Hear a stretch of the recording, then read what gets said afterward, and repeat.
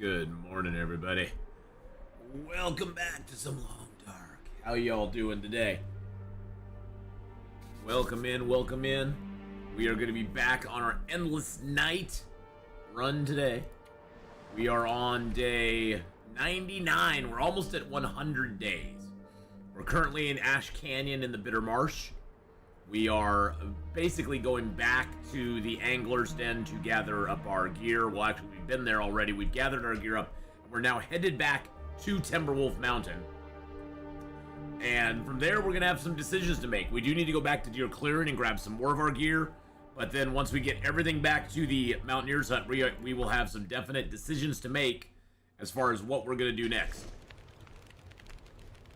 Okay, it looks like the night has calmed the heck down. We have some fish. Do I have fish on me? No, I have no fish on me, although I do have... I'm gonna eat that ruined pie.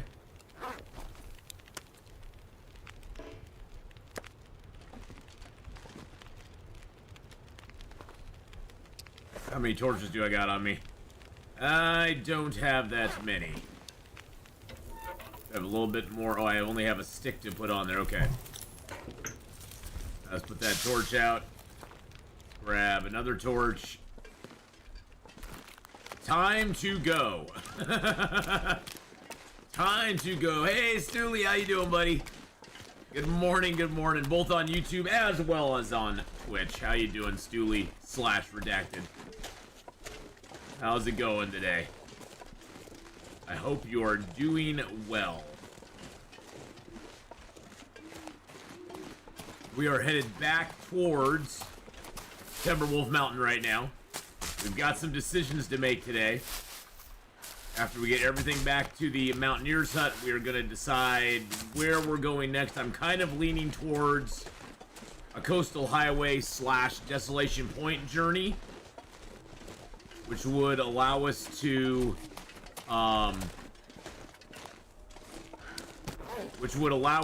get another forge run in, which I think is kind of important at this point. So we'll see though. We'll see. We may decide to go back to Carter Hydro Dam, Pleasant Valley. We haven't really looked around a lot of Pleasant Valley. We might go back there too. I don't think we've been to the Crossroads. I believe we went to the barn. Well, we haven't visited Black Rock, for obvious reasons. We haven't visited Bleak Inlet, Broken Railroad, Coastal Highway, or Desolation Point. And really, we haven't... I mean, really, we spent most of our time in...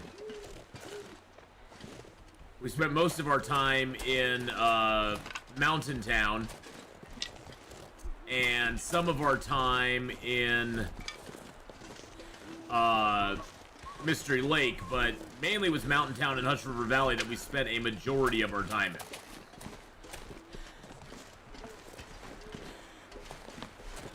So even though we've been in Mystery Lake, we haven't done a lot in Mystery Lake. So I'm thinking, yeah, the world is my oyster. I'm thinking Coastal Highway. Thank you, Mrs. Honeypot, for the foster check-in. Good morning, my dear. How are you doing today? So, and Honora, welcome back. Hello, how are you? So I'm thinking Coastal Highway, Desolation Point, because then we can do another forge run, and we have a heavy hammer on us. We actually have 2 heavy hammers available to us right now. So I'm thinking that might be our best bet. But first we have to get out of Ash Canyon here. We're almost out. Oh, there's a rose hip here. How did I miss that? Probably because it's really dark and I didn't see it.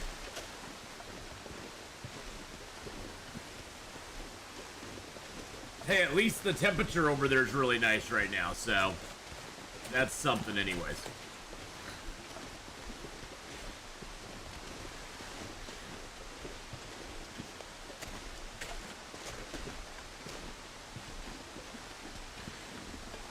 Alright.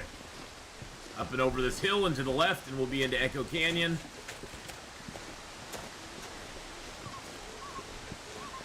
And then onward to the Mountaineer's Hut. You had a job interview today. I start in June. Oh, nice! Well, congratulations, Mrs. Honeypot. That is awesome news. I'm so happy for you. Was this a job you were trying for a while, or is this something... I take it this is something pretty new for you.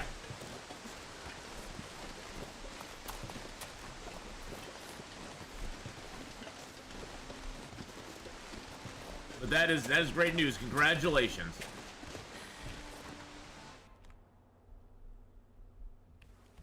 That deserves a woohoo! Hey, you know what? I love working retail, so guess what? The world wouldn't survive without our world as we know it would not survive without our supermarket. So I always try to be as nice as I can be to people working in stores, because guess what? It's a pretty thankless job, but it's very important to everything. Without them, we would not be anywhere. We'd still be, you know, swapping out bread for chickens by the roadside.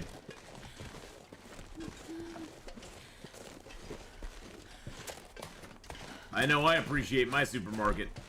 Okay, this torch is getting a little on the low side. Little on the low side. This is our last torch too. We have like 0 wood. 0 wood! Actually, I picked up a few sticks, didn't I? Yeah, I got like 11 sticks. I can drop that tinder plug though. Bye-bye. Now I got 13 sticks. Just gotta get out of the canyon here. Here we go. They were one of the places that weren't allowed to close during the pandemic, yeah.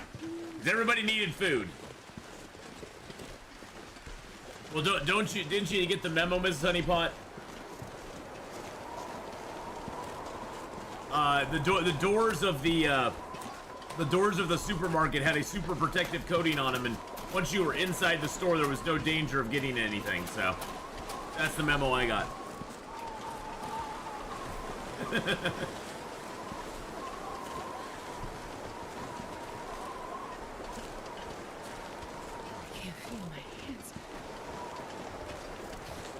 I found that funny on the cruise that I went on too. Right after the pandemic was over, they were requiring people to mask up at all times indoors, unless you were in a ballroom that held 250 people and you were eating food. Then it was perfectly safe. I was like, okay, that makes total sense. When I'm indoors, I have to wear a mask, except when I'm eating in a room with 250 people. Gotcha. Yeah, it was pretty hilarious. Yeah, the nonsense. Exactly. The nonsense that we had to endure. It is really freaking dark out here. I'll give you guys night vision. There we go.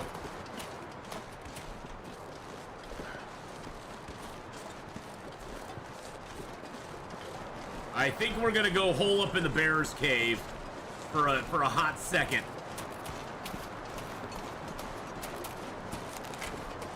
Oh, I hated him too. I mean, I hated him. And the thing is too, they didn't do any different. They didn't make any difference really. No, nobody wore them right anyway. Hardly anybody wore them right ever. And they just, you know, they were rather ineffective when it comes right down to it. I went too far, didn't I?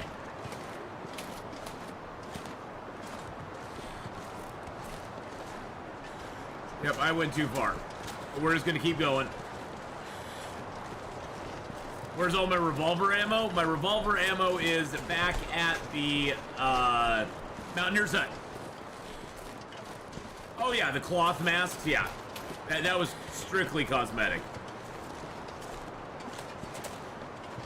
I had to wear a mask the whole of each shift I worked at the airport, seven hours a day, yeah. Well, I mean, it was lopsided.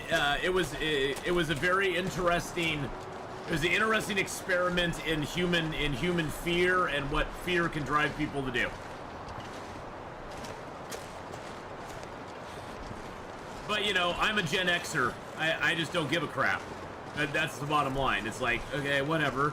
We drank out a hose. We bobbed apples in fall during the height of flu season. We bobbed for apples in a cesspool of filth and all sorts of flu viruses and everything else. We bobbed for frickin' apples. Come on now.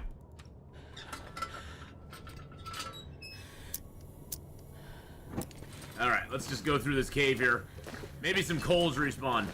Who knows? At least we're warm, and we can walk to the other side and then just get out and go down to the spot we need to be. Bippity boppity boo. Yeah, well, we not only played in it, but we ate it as well.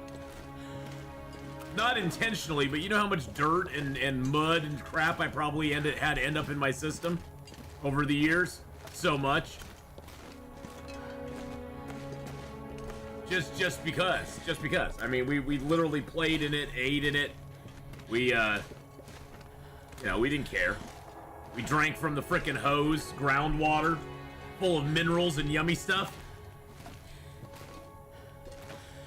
We had these purple flowers, Mrs. Honeypot. I forget what they're called, but they have like little purple stems on them, about, oh, I don't know, about a 3/4 of an inch long. And you could suck the juice out of them. Maybe it's honeysuckle, it might have been. We used to eat those right out. We used to go out into the fields, pick those up, and just, we would suck on those all day long. I mean, imagine how many bugs and crap were on those. Eating worms on a dare? Oh, hell yeah. Oh, hell yeah. Raise your hand if you ate a worm on a dare, boys and girls. Come on now. Come on now. I totally did that. Bugs? Bugs on a dare? Oh, heck yeah.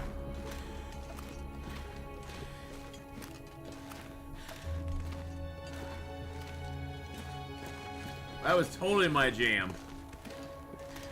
I didn't like doing it, but you know, they double dog dared me to do it. So, I had to do it. But good morning, Tegeta. Good morning, Gary. Good morning, everybody. I hope you all are having a great day. We got lots of fun playing today. We got Long Dark now. We've got Manor Lords later today. Yeah, you can't not do a double dog dare. If you're double dog dared to do something, you have to do it. If someone dares you, you can be like, no. But once they go, I double dog dare you, then you're kind of locked in. Then they've kind of locked you in. They've made your bed, and now you have to lay in it. So, unleaded fuel was not a thing back then. Now, I remember when unleaded first came out, and you had to ask for either regular or unleaded. It's like, do you want regular fuel or unleaded?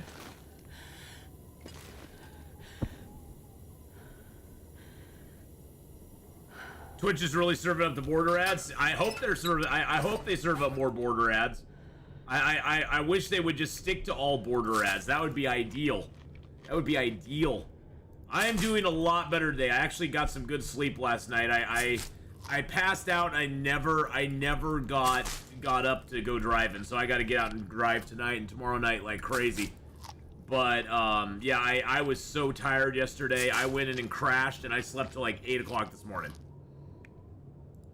So I got a little bit of sleep. Thank goodness. Hey, I got a deer. How you doing, buddy? How's the new job going? Hope the new job's going good for you, my friend. All right, we have no big teas. I'm gonna drink one of these just to have it. Why not? But yeah, I'm feeling a lot more rested today, thank goodness. So that is super duper nice. It's a busy schedule. Well, you know what?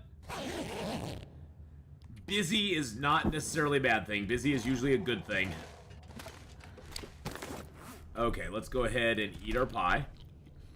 That's why we have these pies, so we can stay underweight. Okay, there we go. Let's get our, I think, don't I have, yeah, I have 2 bows, so let's get our crappy bow out.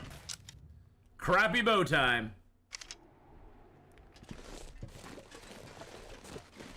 Well, I'm sure Twitch gets paid more by the advertisers for that all-intrusive ad. I'm sure the non-intrusive ads they don't get as much money for, so they'll do those, but they don't like to do them. I wish that's what I mean, honestly, that's more of what they should do. And you know, if they really wanted to, they could probably be like, hey, by the way, we're gonna give the broadcaster the heads up that a certain ad is playing right now, and maybe they'll talk about it. You know, and we could be like, hey, by the way, look at, you know, whatever it is. Look at the insurance ad that's around us right now. Hey, go maybe check them out. Give them some love. Am I going to see Atheenon for tomorrow? Yes, we are going out. My brother and I are meeting out there in the afternoon, so I'll be doing some long dark in the morning, and then I'll be heading out to my mom's at noon, and we'll be spending the afternoon with her, and then I'll be back and stream later tomorrow afternoon, probably. Or maybe not. We'll see. I'm doing long dark tomorrow morning for sure, and then I'm going out to my mom's, so...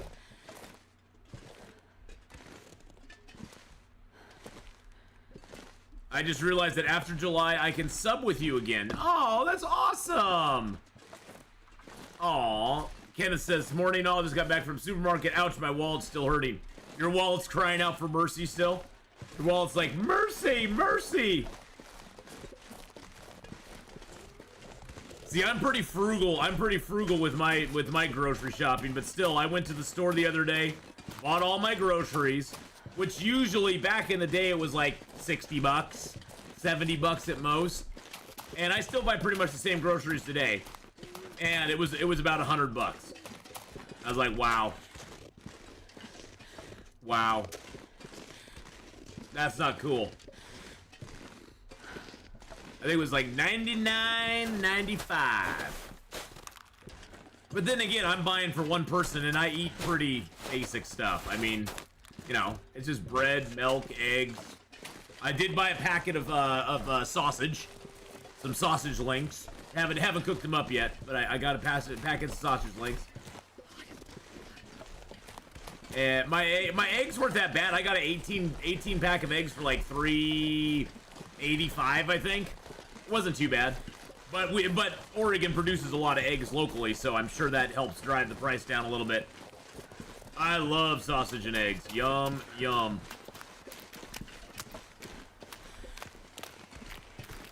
But you know, I bought a couple cans of soup. You know, the soup I get is super cheap. I'm a Campbell's kind of guy, and I'm a basic Campbell's guy. I like mushroom, tomato, chicken noodle, and those are still only like $1.10 a can, something like that. They aren't that expensive. So I was like, okay, and that's 2 meals. That's 2 meals for me. I mean, I can't eat a whole can of soup by myself, especially when I make a toasted cheese sandwich to go along with it. Get my toasted cheese sandwich going on and my soup going on.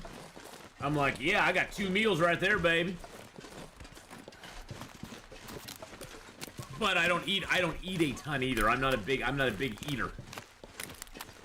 There is a wolf right up there, and he does not see me as of yet.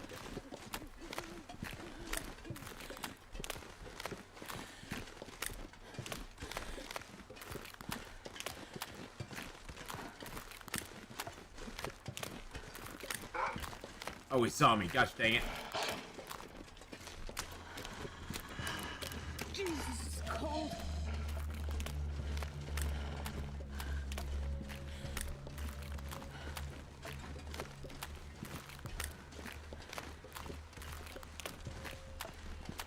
Hoping I can just circle around in my I just fixed my damn clothing.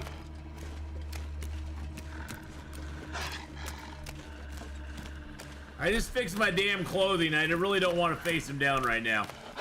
Love those noodles in the condensed chicken soup. Oh yeah, yum yum.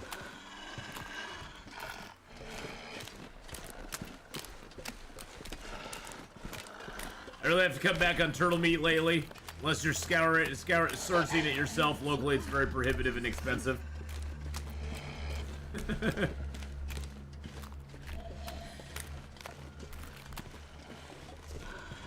Yes. I love Campbell soup too. It's good. I've always been a Campbell soup kind of guy. My mom made Campbell soup for me when I was younger. I've eaten Campbell soup most of my life, so. Bye-bye, Wolfie. Bye-bye. Effity bye. Go fly a kite, Mr. Wolf. Okay. So that's our second hammer we got here now. So now we've got 2 hammers here. It's hammer time. We've got our toolbox here now, too.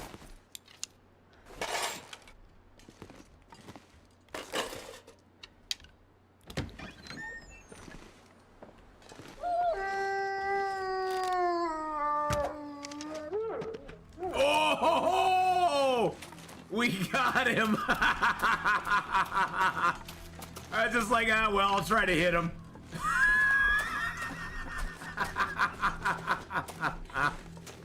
Suck it, Wolf. Suck it, Wolf. Track me back to my home. See how I feel about that. Alright. There we go. There is nothing more satisfying than hear him go. That's one of that is one of the most satisfying sounds in the entire world. I only got 1, okay. That's fine. Good God, look at all the stuff we have. You know what we forgot though? You know what we forgot? And I'm kind of contemplating going back for it. We forgot our bear hide, which makes me really sad. I'm just gonna dump a bunch of stuff in here real quick.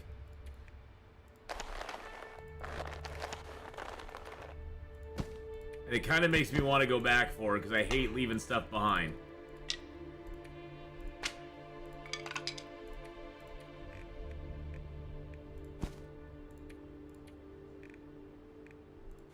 Grab a few of those. Leave some of this. There we go. Hey, Mr. Pyro Ninja, how you doing? Leave those. Leave that. We don't need the can for sure. See, we have the rest of our ammo. Where's the the rest of our ammo is up at the deer clearing. That's where it's at. I was thinking it was down here, but it's up at the deer clearing. Yeah, we left it up at the deer clearing. It's gonna be fine though. It's gonna be fine. Trust me. It's gonna be okie dokie. Let's leave that here and that here and 21 of those here. Let's leave that here, that here. We'll leave that here.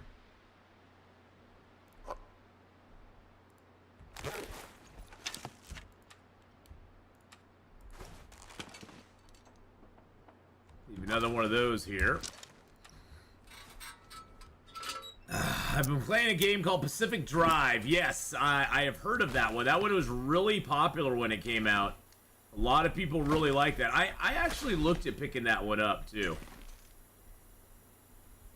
Then I heard it had sort of a horror vibe to it, and I'm kind of like, I'm not really into horror vibe stuff, to be honest. I don't really like horror vibe things. Them and I don't get along very well. We don't vibe. We do have a few birch. Like 17 birch. That's a couple. And let's leave our feathers here. Surprisingly, we've gotten quite a few feathers out of this run, which I'm very happy with. Very super happy with. Okay, let's leave that here. Let's leave the old man beard here, because I think I have, I have 4 old man beard wound dressings. Okay, that's cool. I've got a lot of those. I can cook those up. Okay, yeah, let's just put all of our matches in here.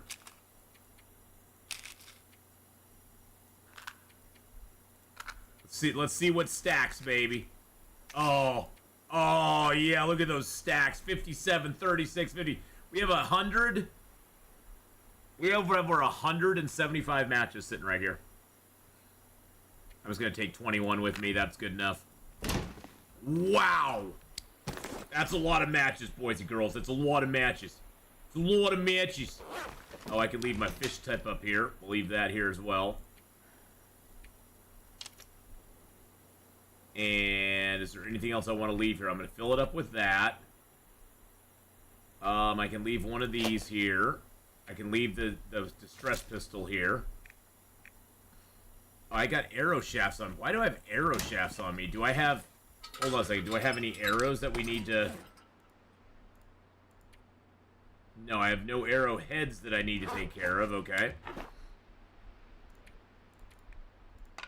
There we go.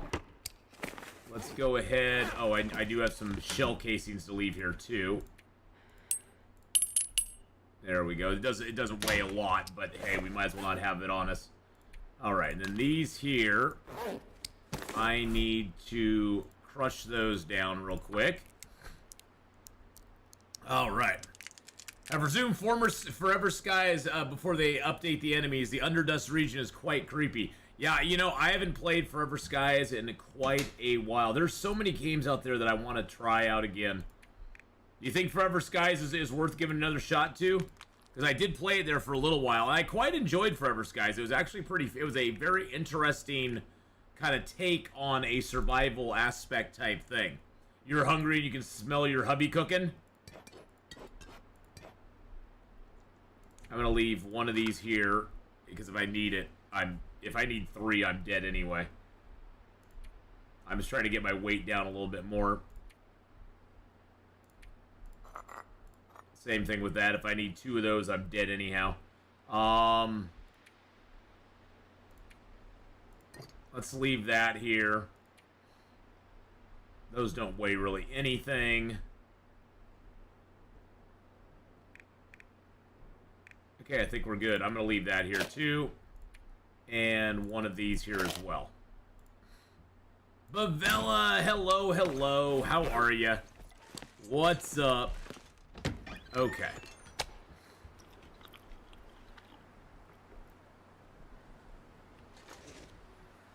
Veggie soup? I love veggie soup. Veggie soup is great. I love myself some good veggie soup.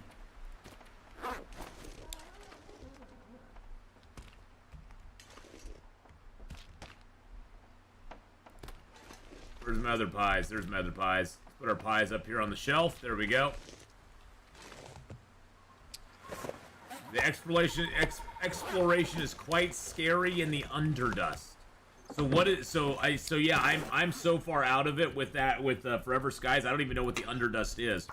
I don't think I ever made it down that far or up that far. Is it down or up?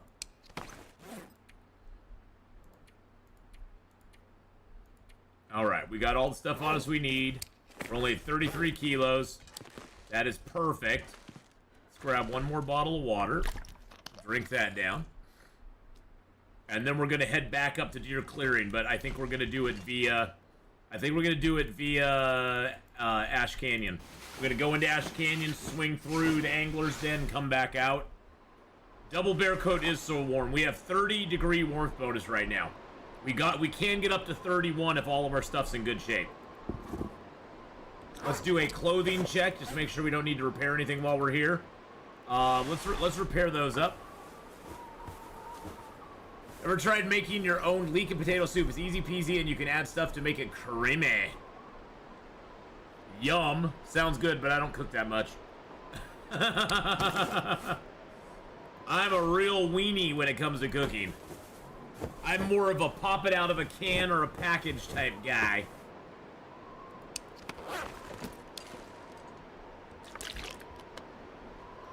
Either that or I like to bake some cookies, but those make me fat, so... Oh, hold on, my brother's got back. Okay, yeah, my brother's gonna pick up some Chinese dinner for us to have with my mom tomorrow. My mom's very simple. She doesn't like fancy stuff, so we usually go to Dancing Dragon and get some dinner for her and have Mother's Day with her, because that's what she wants, and Mama gets what Mama wants on Mother's Day. No ifs, ands, or boots. You know, I'm gonna fix up my... I'm gonna try to fix up my, actually, I'll try to fix up both of these real quick. I'm gonna try to fix up that there. You can dive down with an elevator at some certain stations, but you have to observe oxygen. There are oxygen stations, though. Okay. We failed to repair our toolkit. That makes me sad.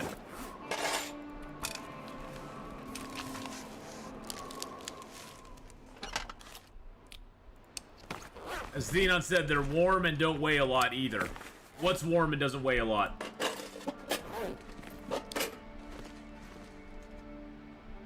Oh, the combat pants? Oh, yeah. The combat pants are great because they weigh so little. They only weigh 0.75 kilos. Give you 2 degrees of warmth, just like the deerskin pants, which weigh 2 kilos.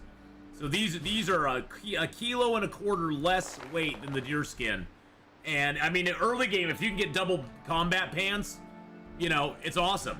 The only thing is that they only give you a 0.5 degree windproof and 20 degree wetness, and 7% defense, whereas these give you 2 degrees windproof, 60% wetness, and 10% defense. Now, the other big advantage is they have no sprint reduction, where these have 5. So, I mean, it's a trade-off. It's a good trade-off, though, really.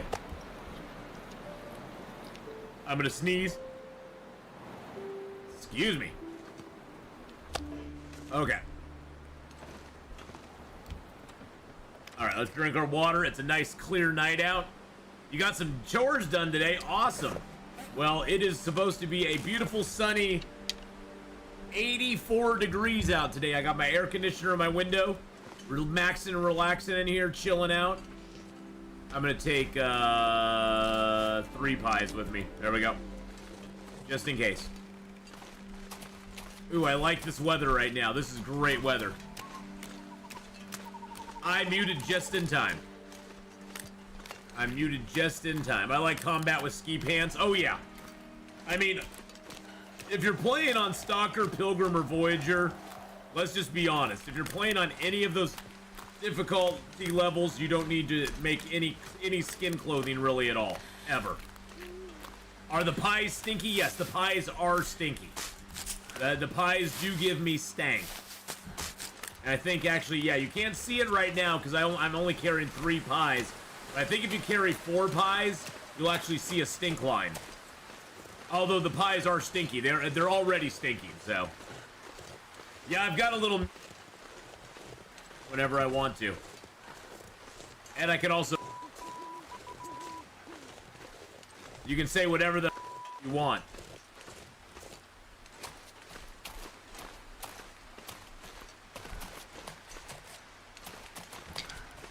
And nobody will know any difference.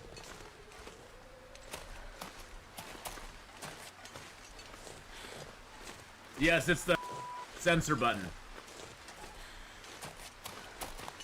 Good morning, Cindy. How you doing? Hope driving went well. I actually never got out driving last night, Cindy. I went in and crashed yesterday, and I never woke up. Ruin a star with a 71 month.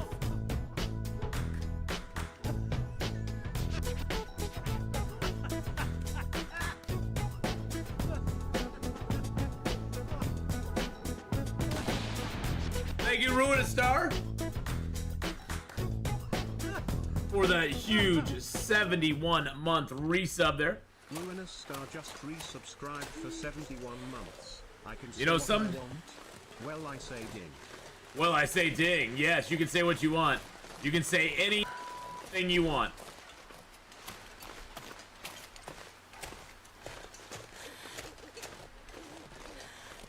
All right, we're gonna go chill in here.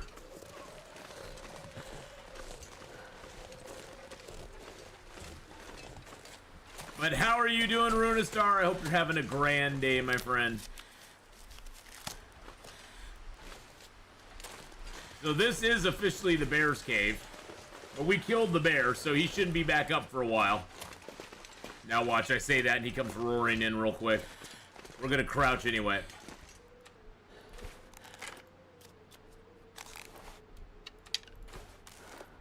Alright.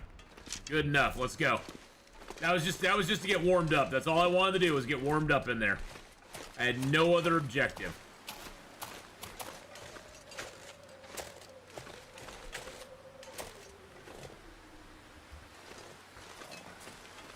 You're not terrible though? That's good. I'm glad. I'm doing pretty good, but yeah, Cindy, I went in, passed out, and then I didn't wake up till like 8 o'clock this morning. I actually woke up about 7, but I was like, it's still early. I didn't wake up to drive. I slept through my alarm. I must have just turned it off. But now I'm feeling rested, so I'll probably get done streaming today and just go straight out and start driving tonight. I'll probably start driving tonight at like 6 or so, 5 or 6, and just go all the way to like 2 or 3 in the morning, get some sleep before I stream tomorrow. I have already been to the summit. Yes, we already got to the summit. So, good for us on that, right? That's the nice thing though, Cindy, about driving is I can pretty much do it when I want and how long I want, and if I'm feeling tired, I just sleep. If it's no good to drive if you're tired. Nobody's gonna benefit from that.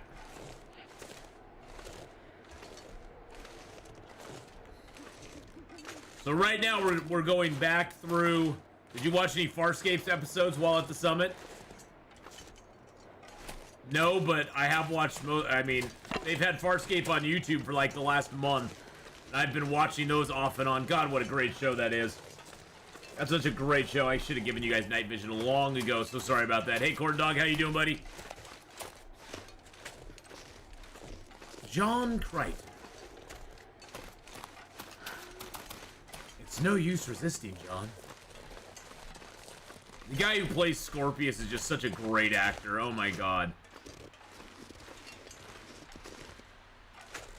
He's such a good actor. Harvey? Yes, Harvey.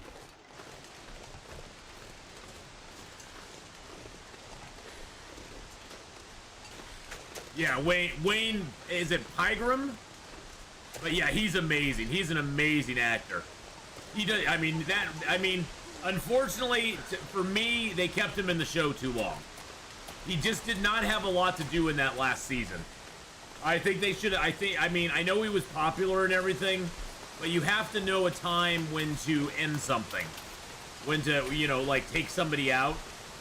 Like, as much as I love Zan, it was great that they actually, like, were willing to, write her character out because she was ready to leave and stuff. But want to test it for the first time, always overloaded. Did I go down? Yes, I goated down, Tegeta. I goated down out of the summit. Yes, I did. Cause yeah, I usually if I'm too heavy, I always go down there. I always go down that way. Who needs Hulu when there's so many things on TV series on YouTube? Yeah, well, yeah, I mean, there's so much stuff on YouTube these days. Who needs Hulu and that? The guy who was the head of the Peacekeepers, are you talking about the guy who played, Krace? Talking about the guy who played Krace? He was like the one at the beginning, because, I mean, Krace was like the main antagonist through the first season. Then it became Scorpius, and then it became Graza. It became that gal who then got pregnant. She had like the sexy boobs, where she had like some pheromone thing that she could like make you get all into her. I called her sexy boobs. She had the sexy boobs that would make you all like that. Doesn't make guys do that anyway, but she had like the special extra stuff, She had the extra special stuff that she had the special sauce that made it very dangerous.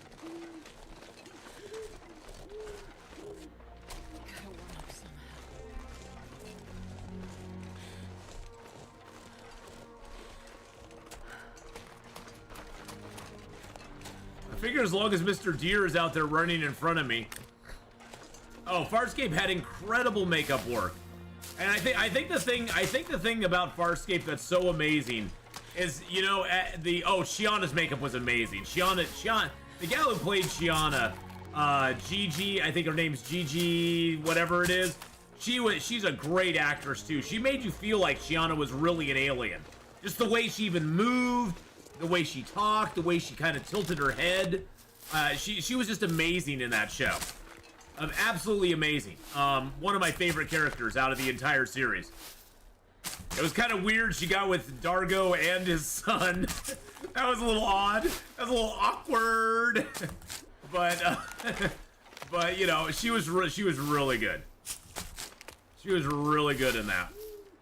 I mean, the gal who played Zan actually left because of the blue makeup thing. It was actually starting to physically hurt her because she actually was in blue makeup. So, yeah, she was very free. That is for sure.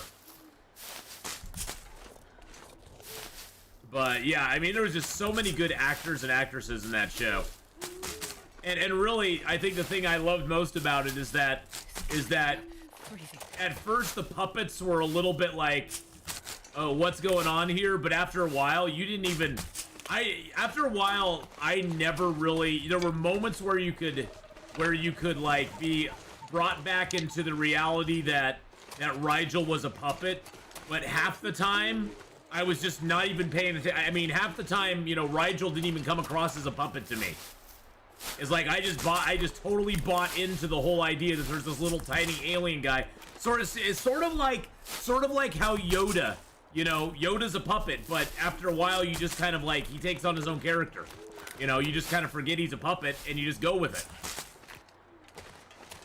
Rigel was kind of the same. Rigel was kind of the Yoda of Farscape. You just kind of forgot he was a puppet and you're just like, he's just like any one of the other members of the crew.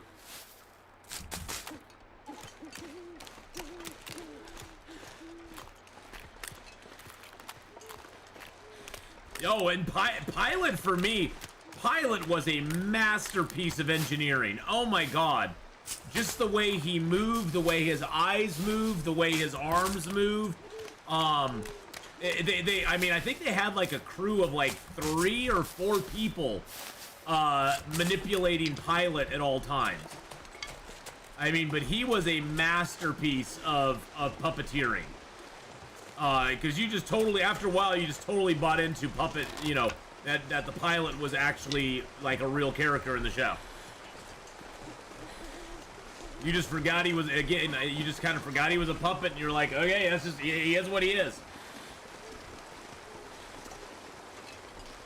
And the makeup for Scorpius, just, oh, that's just excellent.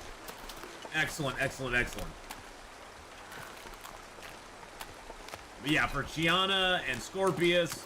Now see, for me, I was not a big fan of the screaming girl and the girl who was like working with Scorpius at the end. I didn't really like their characters that much. They just were kind of like, meh. I like the grandma. I like the granny character. I thought she was kind of hilarious. But, and of course, Stark is just great. Your side, yeah, my side, your side, my side, your side, my side. Stark was just like one of the best.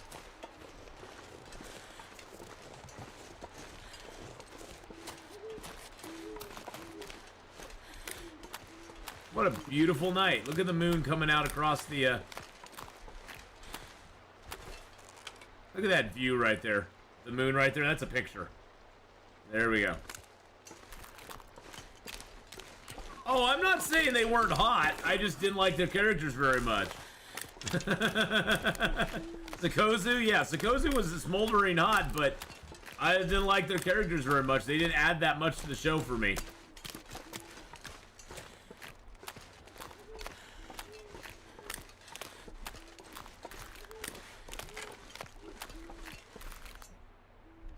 Get another picture there with the angler's den.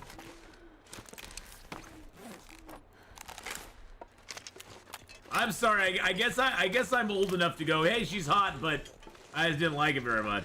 You know, it's like, yeah. I'm old enough, I guess, to have learned that hotness doesn't equal anything other than, hey, you're hot.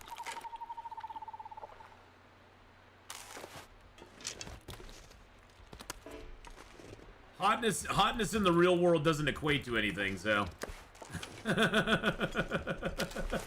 I think in our younger years we put all this expectation on hot, like hot equals competent and interesting, and we grow up and we realize, yeah, hot really didn't mean that much.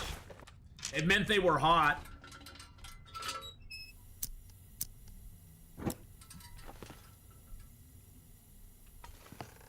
Hey, it's 98% cured. Well, we're gonna grab this fuel here, because why not? I'm gonna grab that pot, because why not? Actually, you know what? I'm gonna leave the pot, because we don't need it. We have another pot at the other place we're going to. What do we have in here? I'm gonna grab those pieces of metal, because we don't really have any metal. I'm gonna grab that book, so we can light a fire with it. We're gonna wait for that to cure, because we have the water and the time. But yeah, Cheese and Pickles, I just never liked her, or I think it was Jewel, I think was the other one. I think it was Zakoza and Jewel. I was never that, their characters, I mean, honestly, the grandma character kind of shocked me, because she just kind of came out of nowhere. She was just suddenly in the show. And I was like, where the frick did this lady come from? I was like, what is up with her? But she grew on me after a while. She was hilarious. Yeah, Jewel, didn't care, yeah, I didn't care for her. Didn't care for her. She was always screaming about something. It was like, okay, just shut up. Just shut it. Shut your trap.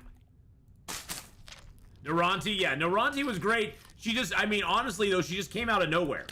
Naranti was just like on the ship one day, and I was like, you know, on the ship one episode, I was like, ooh, okay. I guess we have a new person on board, you know? It's like, okay, that's cool. I mean, but for me, Farscape was always about Crichton and Aaron. I mean, that's just, you know, it was Crichton and Aaron's show. That's what it was for me. I mean, I love Dargo, don't get me wrong. Yeah, exactly. She did. She was just one episode she wasn't there. The next episode she was there, and she was already established. She was already, you know, she had her own quarters, her own cooking area, all this stuff, and I was like, okay, I guess we've moved along, which is totally Farscape too. That was the thing. That show was so random in so many ways. I think that's one of the things I loved about it. It's like sometimes you were just left going, "What the frick just happened? What is going on right now?" And that was part of the joy of it, is that it was not formulaic in any way, shape, or form. Alright, is my bear hide 99% cured?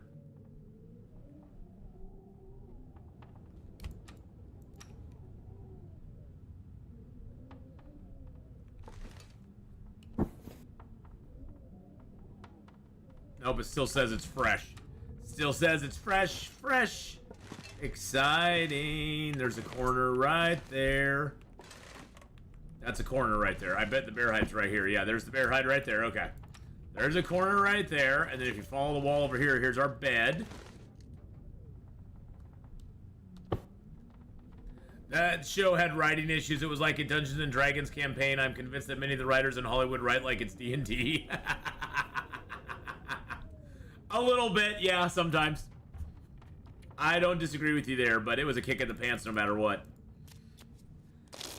I loved how it just was so, like, over the top sometimes. I mean, I love they had that animated episode. They had the Harvey thing going on. They had, yeah, exactly. Give me the, because I played D&D here in LA, and there were several writers. I love how they had so much wacky, wild stuff in that show. I loved all the stuff with the Harvey. I mean, I think that was probably some of Scorpion, the guy Wayne's best acting was when he was playing Harvey. All right, let's see if we got anything else in here we want. We're looking right at a window.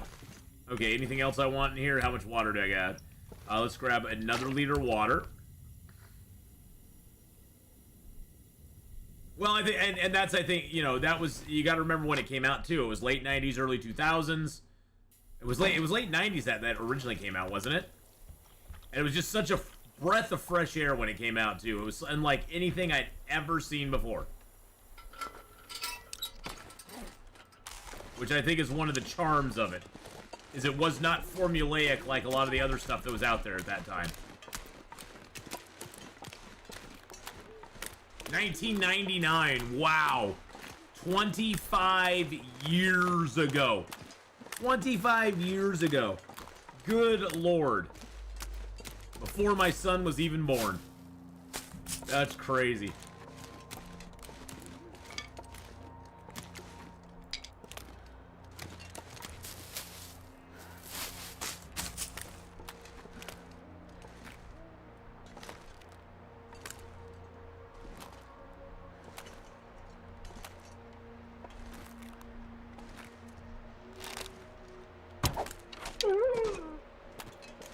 yeah. That's what you get, son. Anybody else? Babylon 5, awesome show as well.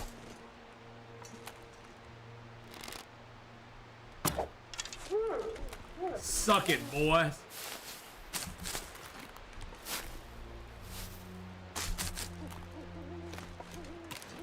Get wrecked, suckers. Anybody else? I hear another one up there. Anybody else? Babylon 5 is better than Farscape. I like both of them myself, so they're number 3 and 4 for me, no matter what. Depending on what day I'm on. Thank you so much for the 57 years. Thank you so much, Faith, for that 57-month resub there. See, for me, Babylon 4 and 5. Babylon 5 is number 4 and 3. That and Farscape switching back and forth all the time. Between 3 and 4. After Firefly's number 2, Doctor Who up through Jodie Whittaker, well, up through Peter Capaldi, is number 1 for me. Like classic Doctor Who, and Doctor Who as far as Christopher Eccleston, David Tennant, and Matt Smith go.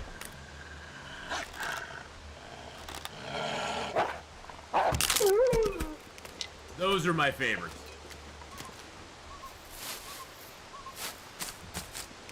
I mean, once Peter Capaldi was okay, but he just had crap scripts to work with. He just had really bad scripts. And, you know, let's not even talk about what's her name? The Dr. Karen. Oh, Doctor Who just, I mean, it's literally unwatchable. It's literally unwatchable. And now with whatever his name is, Gotwa or whatever his name, I mean, come on now. We're just going down the deep end. You know, David Tennant was the peak of modern Doctor Who. I mean, without a doubt. Matt Smith was great, don't get me wrong. But David Tennant was the GOAT of the new Doctor Who stuff. I loved Christopher Eccleston as well. I mean, I thought he did a great job playing basically a broken doctor. A doctor who had seen and done horrible, unspeakable things during a massive war, which we don't find out about till way later. See, now for me, Bavella, Tom Baker is always my number 1. Tom Baker is the best doctor ever, and David Tennant actually took a lot of his inspiration for how the Doctor should be from you know, Tom Baker as well. Because Peter David, you know, you got to remember that David Tennant. I mean, David Tennant was he was big into Doctor Who. Matt Smith was not a Doctor Who fan, from what I understand. So, you know, yeah, Tom Baker by far is the best. After that, David Tennant for sure. For me, I would probably... See, for me, I love me some Jon Pertwee. I love Jon Pertwee's Doctor. He was just so freaking awesome. And it's tough. It's tough. I mean, I love the classic Doctors. I love Pertwee. I love Peter David. I loved. I actually really liked Colin Baker's portrayal of the Doctor, and having his companion there wasn't that bad either. But I really liked it. I really liked his portrayal of the Doctor. Perry wasn't too bad either. But Perry. Good old Perry. But Sylvester McCoy was great. I mean, Sylvester McCoy, again, he was a good, just like Peter Capaldi. Sylvester McCoy was given very bad scripts at the end of Doctor Who's height. The height of Doctor Who was Tom Baker, Peter Davison, started to go down with Colin Baker, and Sylvester McCoy was kind of like the last one. He kind of had to deal with what he had to deal with. There was no getting around it. But for what he did a great job portraying the Doctor. Unfortunately, he was just given crap scripts to deal with. Which, you know, if you're given garbage, there's nothing really you can do with it other than just do the best you can. And he did. He did the best he could with what he had. And so big props for that. But yeah, I'd probably say Tom Baker, David Tennant. I would probably go John Pertwee in there myself as number 3. And then I'd probably put Matt Smith, Christopher Eccleston, Sylvester McCoy, Peter Davidson, Colin Baker, and then the first 2. Hartnell, I just never got into Hartnell or what was the little guy? I can't remember his name right now because I'm old. But the first and second Doctor, I just never got into that much. They weren't shown here that much, and at that point in time as well, most of those were lost episodes. They've only recently like found a lot of that footage because you got to remember back in the day, BBC. It reused the tape it had, and well, you know, Stooley, that's totally fine. They're looking for a modern audience. They're looking for a modern audience, and you are not that modern audience, Stooley, and neither am I. You and I are not modern audiences. We are the old school audience who actually enjoyed entertainment and good stuff. So it's not meant for you and me, which is totally fine. I mean, they've alienated. I mean, look at Doctor Who's ratings. Look at Doctor Who's ratings. They have alienated. I would generously say they've alienated at least 80% of the core audience of Doctor Who over the last 5 years. And it shows in the ratings. You don't believe me? Look at the ratings. Look at the ratings. And just go from that. I mean, you don't have to go any further. If it was good, I mean, I remember Doctor Who when David Tennant was at his peak. Everybody, and it didn't matter. Everybody, all races, both genders. You want to talk inclusive? My daughter was so into Doctor Who when David Tennant and Matt Smith were the Doctor. She was so into Doctor Who. She wanted to get, she wanted sonic screwdrivers. She wanted a fedora. She wanted a fez. You know, it was huge. I mean, it crossed over generationally. It crossed over to everybody. And over the years, they've just taken it and turned it into garbage. They've turned it into basically unwatchable garbage. And now it has a piddling little amount of, yeah, it had universal appeal, exactly. Everybody's watching Tenet 2. I mean, Doctor Who was never bigger in the United States than it was during David Tennant's run. It was never bigger. I remember when the 50th anniversary came out. That was the hugest thing ever that happened. It was the golden age. I mean, it really, truly was. It even had Tom Baker in it. It's like, good Lord.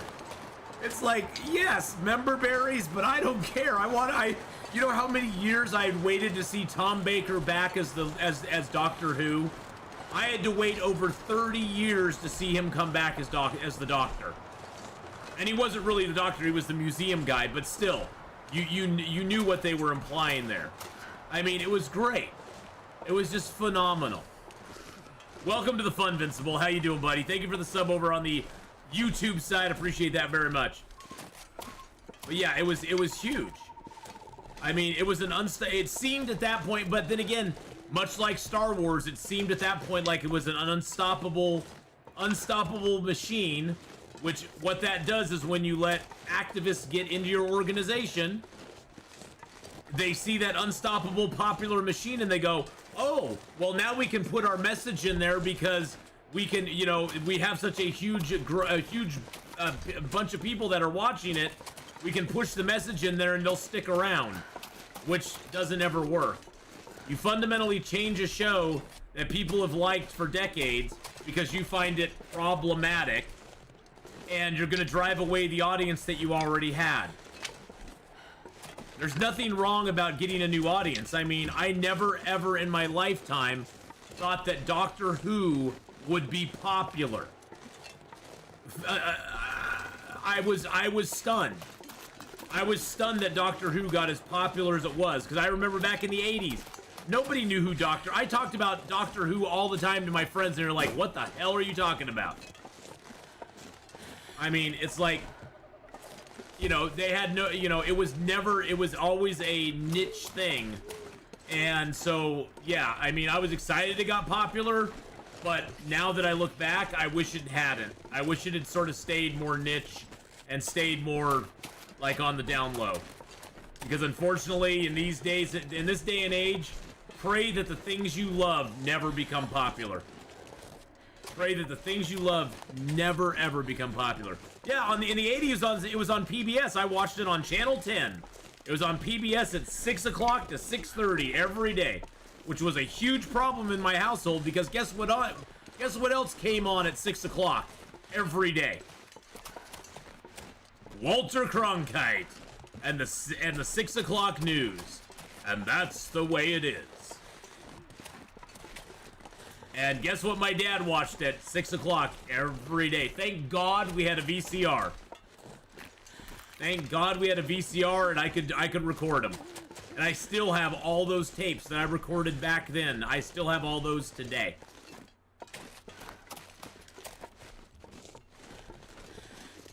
And that, I mean, but then again, you know, just pray the things you love never become super popular, because if they do, it attracts a whole bunch of people, which is great. I mean, I have no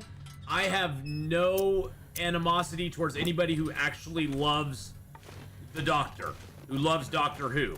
The animosity I have is for people who want to come in and change what it is. That's the animosity I have.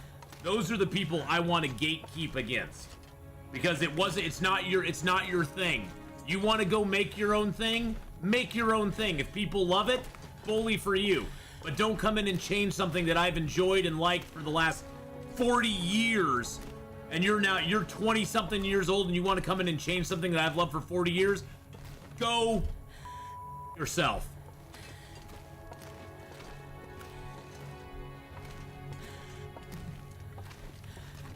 That's all I gotta say about that. Yeah, they literally retcut. Yeah, that didn't happen. That's all. That just like the Star Wars sequel. Just like that. None of that actually happened. It's all a fever dream. It's all a fever dream. Well, it's not even so much that you never change a good thing. You don't want things to ever become stale. You don't want things to become too predictable. You want to shake things up. You want to make things interesting. You want to give the audience a little bit of a wow, that's amazing type thing. But at the same time, when you come in and fundamentally change the foundations of a franchise, you know there's going to be pushback from the people who've been with that franchise for a long time. You know that people are going to go, well, that doesn't make sense. And they want you just to be like, no, don't think about it. Just consume product and get excited for the next product. They did it with Star Wars. They've done it with Marvel. They've done it with Doctor Who. They've done it with most of the things I loved as a child, and I just ignore what is going on, in it currently, because it doesn't make any difference. It's not for me. It's not for me. So this show is really great as long as you don't think about it. Exactly. Yeah, sequels are fine, origins are fine, and honestly, you know, the reason that a lot of these people attach themselves to entities that are already established, already have a built-in audience, is because they know their ideas are weak and nobody cares about them, and they feel the only way they can get them exposed is if they attach them to something that is already there. It is the coward's way of changing public opinion. It's the coward's way of trying to make their ideas seem important. And that's all it is, bottom line. If their ideas could stand on their own, they would make their own science fiction series, their own whatever series, and it would stand on its own, and it would be popular or not popular on its own merit. But they don't believe in their own ideas enough to actually go out and do that. They have to basically live off of somebody else's stuff. People who did it first and did it way better than them. They have to live off of that and basically put their stuff into it.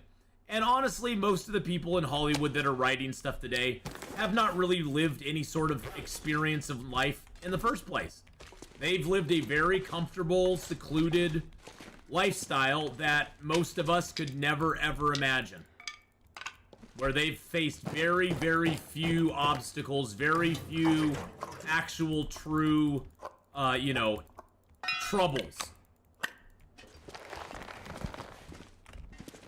And it's kind of sad. Okay, so we got 5 kilos of stuff in there. If we move all that to our inventory, let's take the Travoy. Look at all this fuel we have up here, too. Oh, that's just sick. We got 43 sticks. If we drop all that, that puts us to 52. Wow, we can actually still move around. Interesting. Okay. I was thinking we were going to have to use the Travoy to get out of here, so. Oh. Yeah, exactly, Honora. Just write your own damn series. But see, the thing is, they don't want to write their own stories. Their own stories will not have their own stories don't have a built-in audience of people. And so, they already, the intellectual dishonesty that is there with that is very apparent. So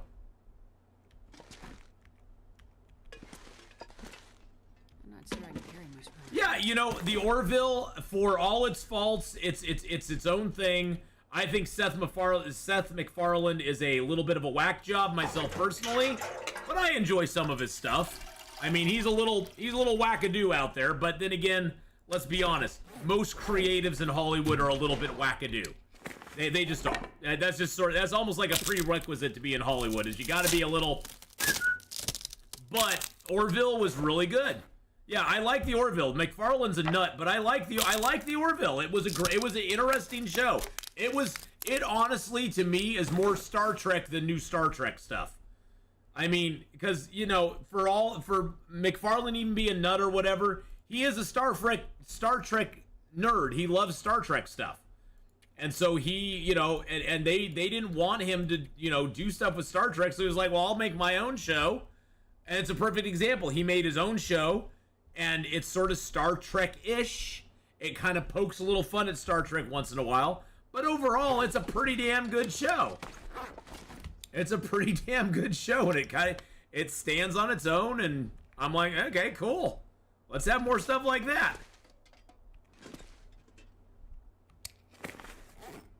Yeah, I mean, I really enjoyed it. I mean, the first season, it's funny because the first season of the Orville, especially the first part of it, it was really trying to find its footing, and I didn't know if they were like trying to make it a comedy or trying to make it a serious show. It for a while there, it didn't quite make sense what they were trying to do with it, which was kind of like, you're kind of like, huh?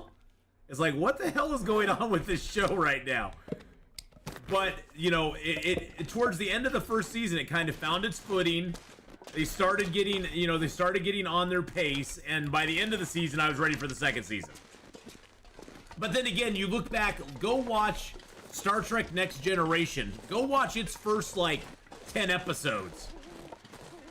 It's a completely different show later on. Like season 4, 5, 6 of Star Trek Next Gen, it really, it found its footing really good. But the first few, 10 episodes of Next Gen are kind of cringe, to be honest. They are. They just are.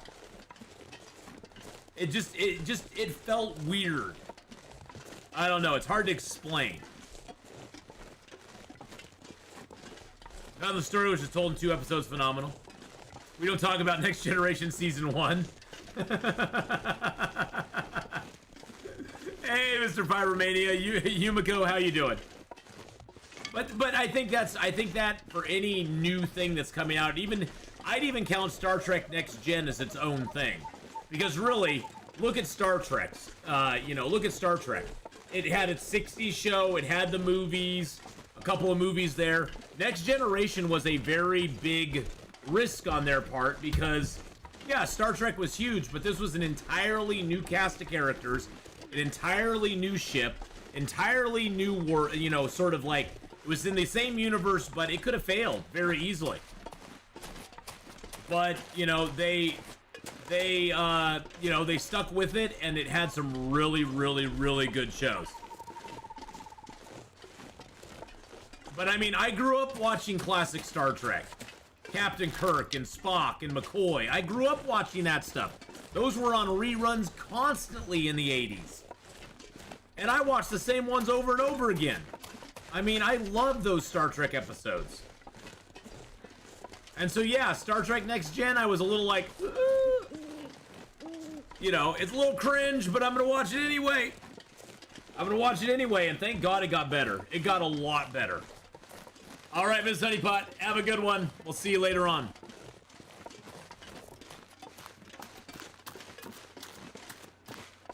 Jean-Luc Picard.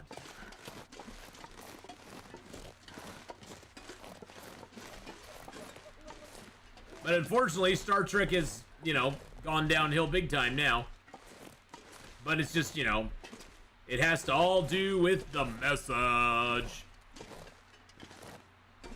But I mean, and here's a controversial opinion. I enjoyed Star Trek. I was not a big fan of Deep Space Nine. But then again, Deep Space Nine and Babylon 5 were like this. Deep Space Nine and Babylon 5 came out at the same time, basically. So I had to choose one because back then we didn't have the ability to watch as many things as we wanted. Like now, we didn't have a streaming service. We could just go on and binge it. So I had to choose Deep Space Nine or Babylon 5. And so I chose Babylon 5 because I enjoyed that more. I wasn't a big fan of Deep Space Nine. I, to this day, have never watched all the episodes of DS9. I've never seen the whole series.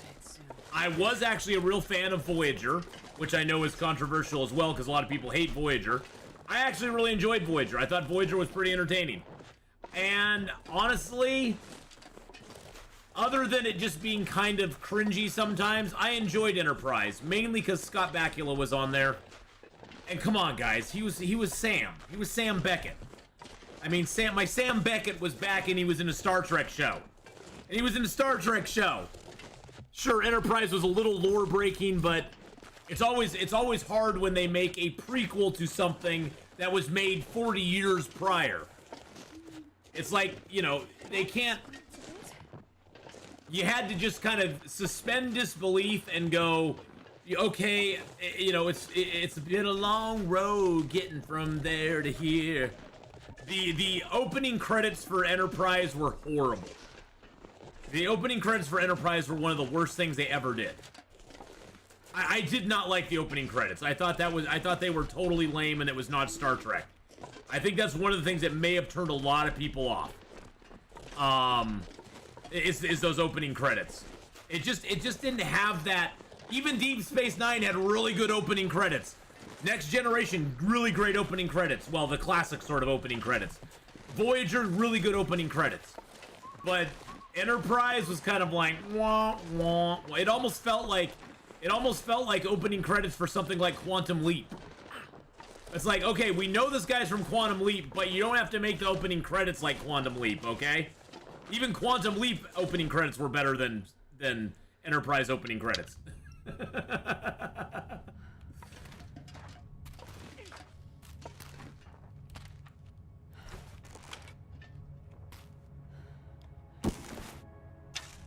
All the actresses in Hollywood, they cast Janeway with a person who has chronic nasal congestion.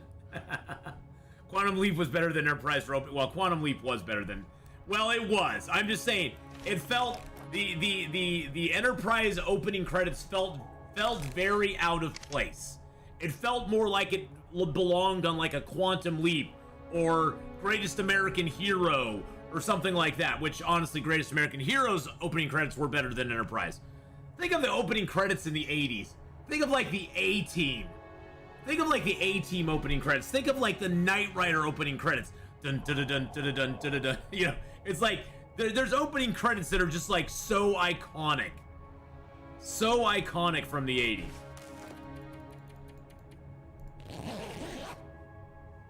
That's back when opening credits were like a big deal. Now the new trope on shows is to have part of the show starts, and then there's a cliffhanger, and then they just pop the name of the show up there and go, yep, and now we're into the show. It's like, okay. When no one else can help you, you need the A-Team. the A-Team was so great. A-Team was awesome. Oh yeah. Well, you knew. Yeah, you heard the credits. You heard the credits, and you knew it was coming on. And we didn't complain about. Commercials back then. Commercials were get to the bathroom time, go grab a break, go get a smoke, go get some food to eat. And honestly, you were like, oh God, I gotta get back before the commercials are over or I'll miss the show, because we couldn't pause shows, we couldn't rewind shows, we couldn't do any of that sort of stuff. If you missed the show, you missed the show until it came back on reruns. And you didn't want to wait for the reruns because that was gonna be a long time. It's gonna be a long, long time. Well, and most shows back then, most shows in the 80s were very, they were very, well, the shows were all encapsulated in one episode. So the opening credits had to sort of give you the overarching, this is who we're talking about, this is the team, these are the guys that are involved in the show. It's sort of almost a tutorial for newbies coming in. Because they understood that some people would see it and have never seen it before, so they wanted to give them an idea of the overarching storyline. And then everything was a standalone episode, unless it was like a ginormous end of the season two-parter that was going to, keep you over to the next season. That was most of the time when they did two-parters. But most stuff back then, almost 95% of shows back then, were standalone episodes. Because there was no real serialized stuff. You didn't have to really know anything. You could take any one of Knight Rider's series. You could take any one of Knight Rider's episodes, put it in any order you wanted, shuffle it around, and the show would still make sense. Because nothing ever really hinged on anything that had gone before. Yeah, soaps were serialized, exactly. Well, and see, I think that's one of the things that attracted me so much to Babylon 5. Because as a comic book reader, comic books were very serialized as well. Of course, they had shorter story arcs, but comic books very much relied on everything that had come before to set up things that would happen now.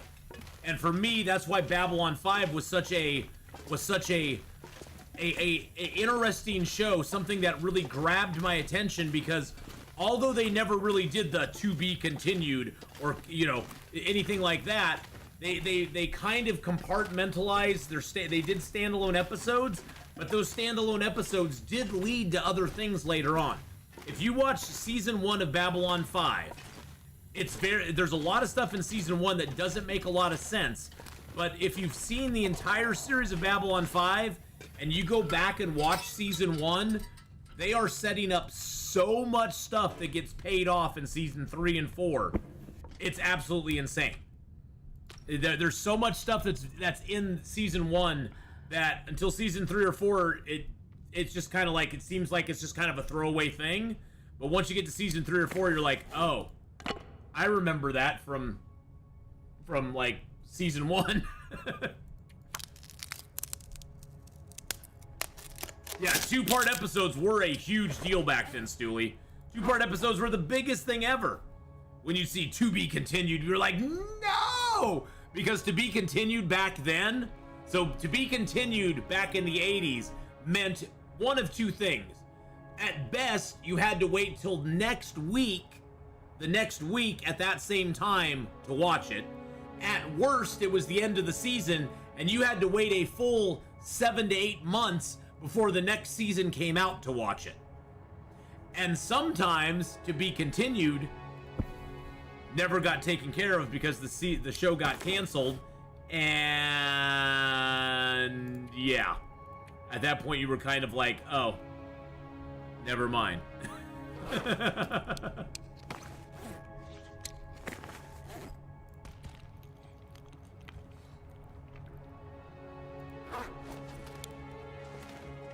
Oh, yeah, Straczynski had the entire thing laid out. Well, and he also had trap doors as well. Because Sheridan was one of his trapdoor characters. The show was set up to be around Sinclair. And the guy who was playing Sinclair, he had a lot of mental problems. Great actor, but he had a lot of issues. And he had to bail on the series after season 1. And so they trapdoored him out and brought in Sheridan to take over his storyline, basically. And Sheridan was written different and everything, yeah. Oh, yeah. Yeah, it's such a sad story about Sinclair's actor. Yeah, it's, I mean, it really is. The guy, I mean, I didn't realize any of that was going on. I mean, and the guy had some very, very bad mental issues. And I'm glad they were able to get him out of the series and everything, but yeah, it's really sad, all the stuff that he had to go through. Yeah, Michael O'Hare was a troubled guy. He really was. But, you know, they worked with it. They trapdoored him out. But Straczynski had pretty much the entire plot of B5 settled out. And I hope to God they never bring Babylon 5 back. They've talked about bringing it back, and I'm like, please, for the love of freaking God, don't do it. For the love of God, do not ruin, like, Babylon 5.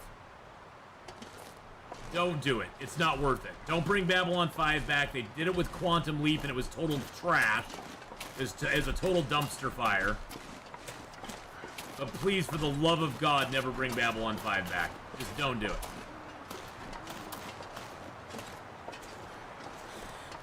Yeah, Straczynski did try his best to get him the help he needed. Yeah, he did. And they brought Michael O'Hare back a couple of times. You know, they brought him back for some of the other episodes.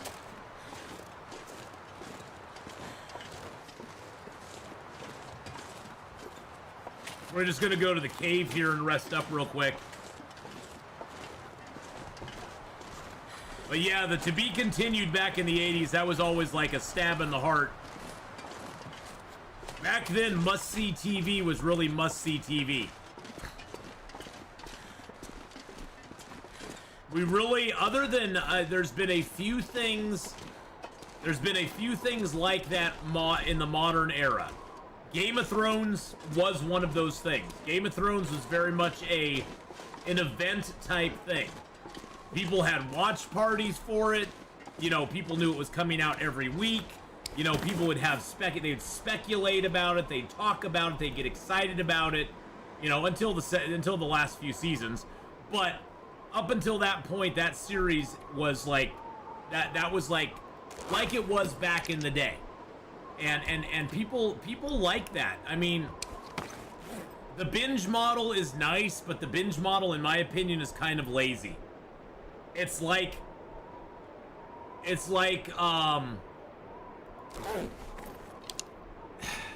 how do you put it?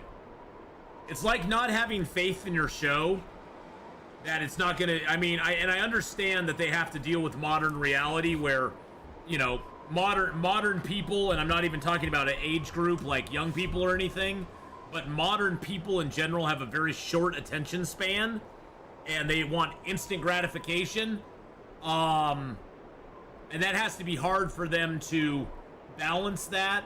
But honestly, I think if you have something that's really good, it's going to be successful whether you put it out as a weekly thing or as a, you know, everything all at once. Because you look at something like Cobra Kai. Cobra Kai was really popular, really successful, very, very sought after, looked for. But the biggest problem it has is that you binge it all in a week, and then it's not around for another year and a half. Whereas I think the binge model is interesting, but I think for long-term success, I think putting stuff out on a weekly basis or a monthly basis, or, you know, a couple episodes every week or something like that, is a much, for long-term success, I think it works out much better. I think for short-term success, putting everything out at once can work really well. But for long-term success, no, not so much. They live in a clip world populated by TikTok indoctrination. Well, yeah, that's the other thing. Stuff like TikTok has ruined the world. You know, and you know, YouTube is now trying to get on that with their YouTube Shorts. They like people just scrolling through content. It's like, ugh. All right, we got those cured hides. We got that. Wow, we got a lot of stuff on us. Yay, us. Okay, let's just get warmed up here. Downton Abbey. Yeah, Downton Abbey is a good example, too. Downton Abbey was really good. That was like must-watch TV. And I love Downton Abbey. I've watched Downton Abbey at least 3 or 4 times all the way through. I love that series. And then again, I love British television. Just British television. Growing up, British television was way better than stuff we had here. Blackadder, Monty Python, Doctor Who, Red Dwarf. I mean, that stuff was just so much more, to me, it was so much more innovative and weird and wacky. I just loved it. I thought it was the best. All right, let's get some, oh, I can't repair in the dark, damn it. Okay.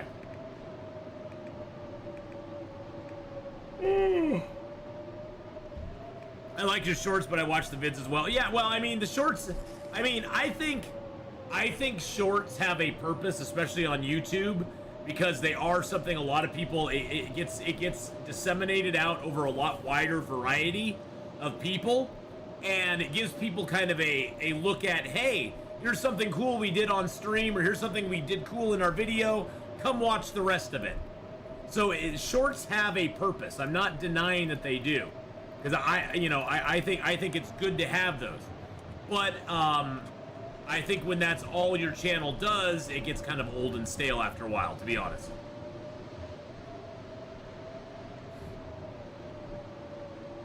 I don't dislike shorts, I just wish only the more attractive people wore them. You mean short shorts? Are you talking about short shorts, Stooley?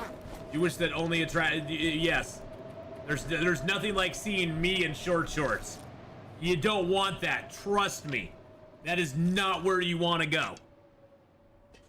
Atheenon wears short shorts.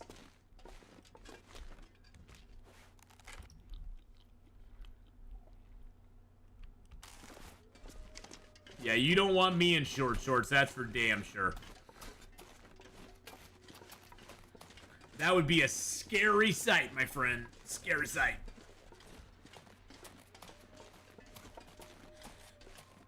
Now the bear is over here, so we gotta be a little bit on the careful side. What I hate about modern TV series is that the season is now like less than 10 episodes. Yeah, exactly.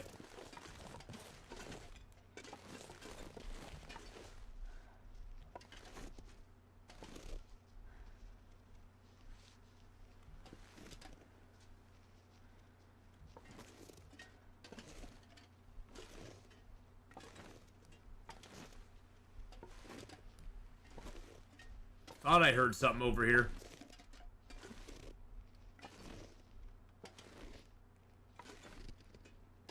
Yep.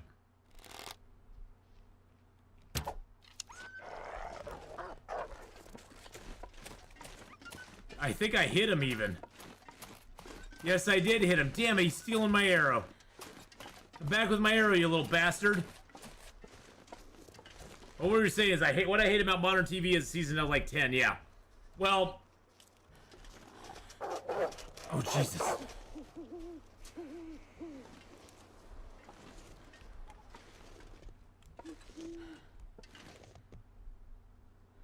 Part of that is the money they pay.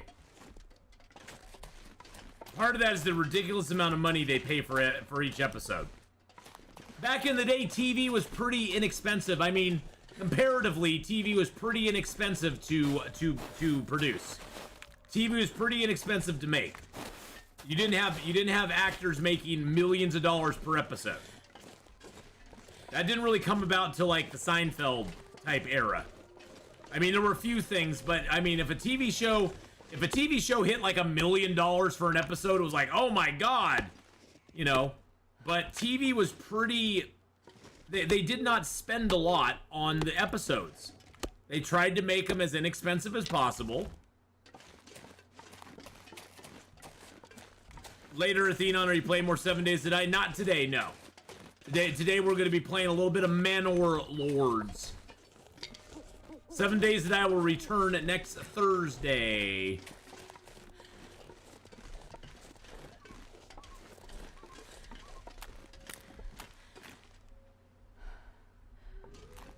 Wish I could find that dog and get my arrow back. That'd be nice. Yeah, exactly. Now $1 million for an episode is like nothing.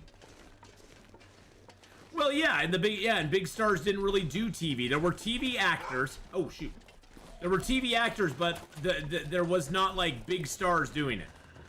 And it is the TV shows and stuff have become way more expensive now, and I think that's one of the reasons they don't do as many episodes.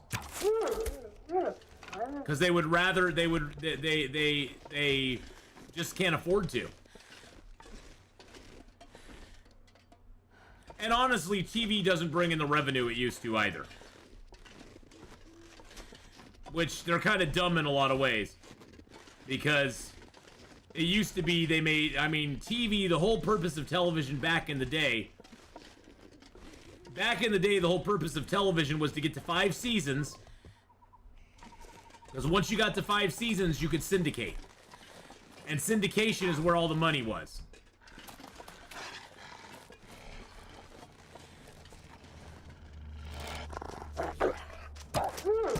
It was like merchandising. Where the real money from the movies made.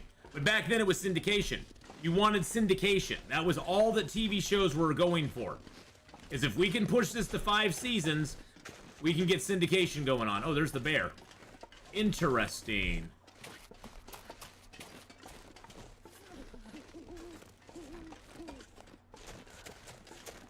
Now they don't really worry about syndication very much because TV is completely different these days.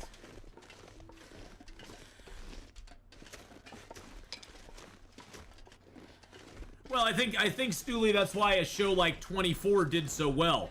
Is it had a big name actor in it who had been in a lot of movies, and it was like, wow, he's a great, everybody knew him for movies and stuff, and so people got excited when he was in 24. And 24 for the first, 4 or 5 seasons, 24 was pretty great. 24 kind of failed after a while, but 24 overall was a pretty great show. Sure getting cold.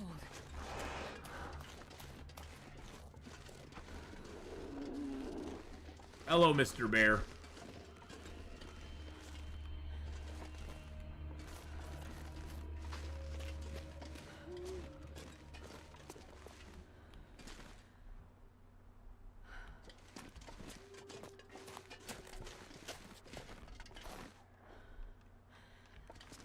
Looks like a good spot. I could do him cheap and get the fire going, but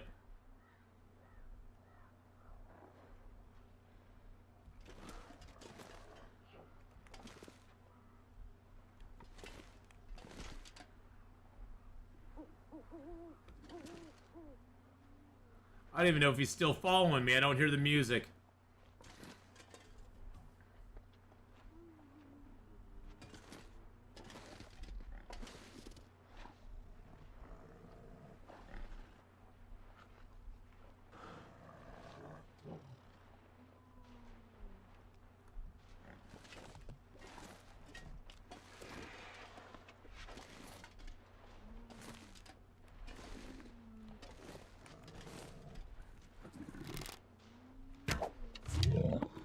Boom, baby.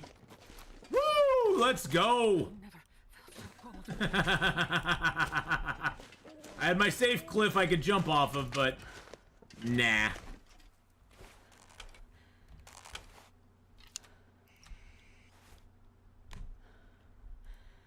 Was it ever in doubt, Stooley? Hey, you always plan for the worst and hope for the best. And that's what we did. We planned for the worst. We were on a cliff there. If he had charged us, we could have jumped off, taken a little bit of damage, and he wouldn't have got us. He would just run away. But best case scenario, he dies in one shot, and we go, yay! And then we pack up his stuff and run. Pack up his meat and go. Okay, let's throw a coal on there and a fur on there. Woohoo! Hey, Foolish Noob, how you doing? I am in Timberwolf Mountain right now. We are in Timberwolf Mountain at the moment. Alright, we'll deploy that right there. Bippity boppity boo. Put it together and what do you got? Bippity boppity boo. Say bye here. Have a nice day tomorrow. Alright, take care and have a happy Mother's Day tomorrow as well. If it is Mother's Day for you over there, wherever you may be.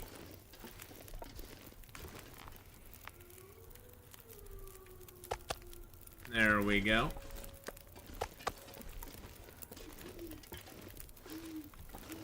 Hey, Marley, how you doing? I'm not going to be able to carry this load for much longer. Did anyone see the Northern Lights last night? Vancouver was having a historical event for sure. I did not see. Well, no, I wasn't out, first of all. But no, I did not see any lights myself. But I don't live up in that area either. So, but what was it like? Was it cool? Was it cool beans, Marley? I hope it was fun for you. All right, we got 2 hours and 20 minutes there. Let's go ahead and scrape up a little bit of food here for ourselves. Let's cook a little bit. Let's get 2 kilos of meat off of it. There we go. There we go. We are actually in the lower area. We are right. The Mountaineer's hut is right down there. This is the bear that wanders up and down the creek. So we are very close to where he is. It was exactly like the Long Dark. Nice.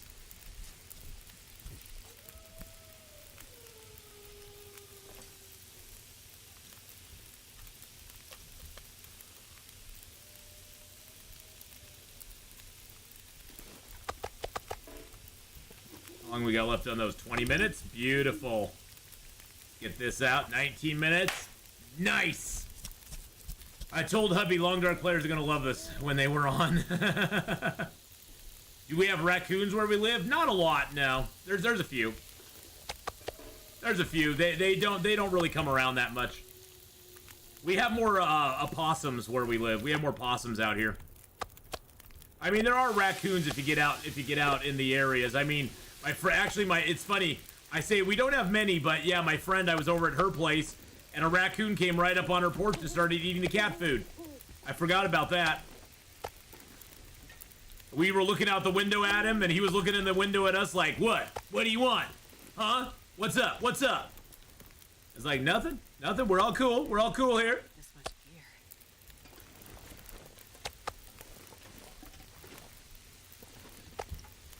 So yeah, we do have some raccoons. Opossums are great though. They tend to be roadkill though most of the time. I hate to say.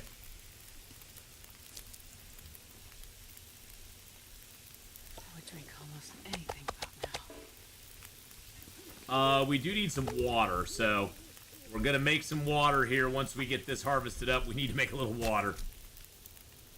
Heard on the news, we've seen pretty far south. We had clouds here last night, so no northern lights for me. Pain in the butt, they always get into the trash. Yeah, they do. Doesn't matter what you do, those raccoons are freaking smart. Those guys are smart little puppy dogs.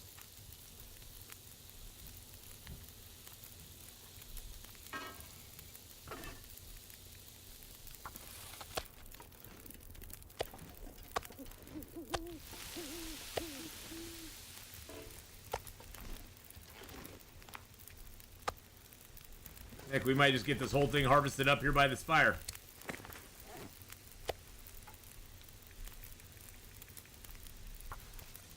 Damn wolf ran off with my arrow too. That kind of sucks. Definitely, I think Desolation Point is our next goal after we get out of Timberwolf Mountain. Get over to Coastal Highway. Go do another forge run. I think that's definitely what we need to be doing. Let's get some water in our belly. And it gets in my belly.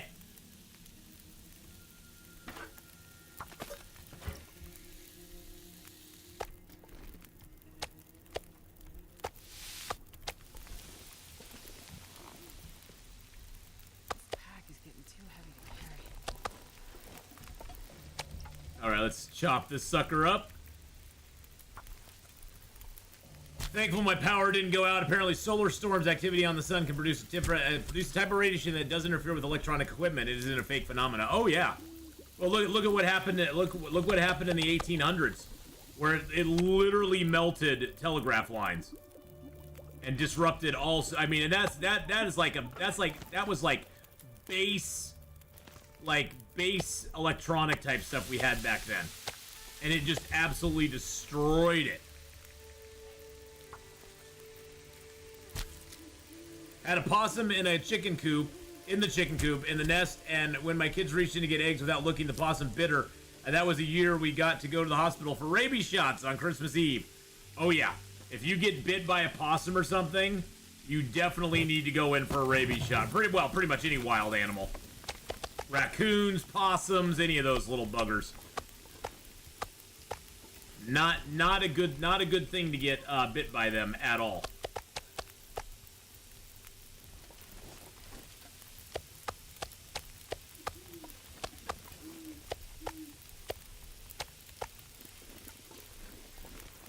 Yeah, the solar stuff can definitely mess up a lot of things. If we got hit by a massive pulse from the sun, it would pretty much knock our civilization back a good 100 years.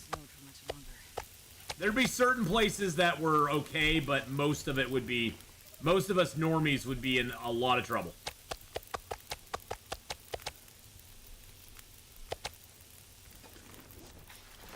Crow feathers, hey, look at that.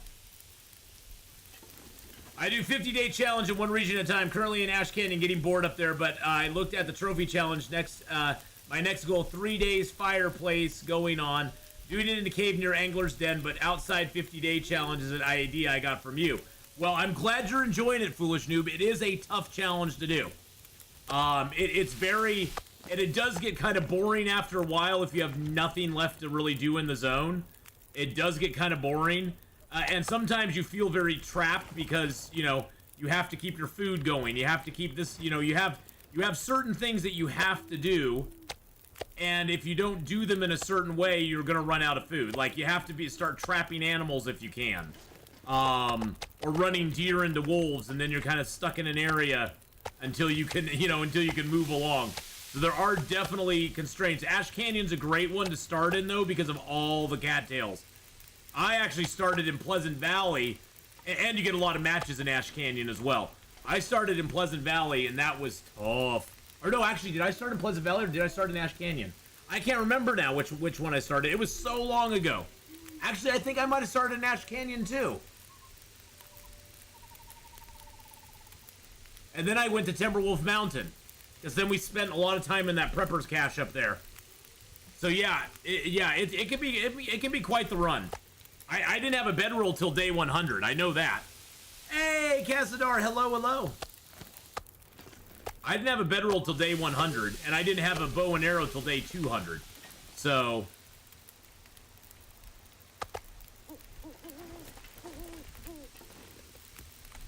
it can definitely be tough.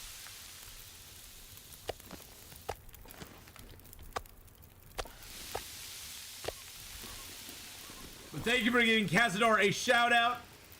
Remember, the over and under on F words is 2. Oh, I headshotted that motherfucker. That's 1.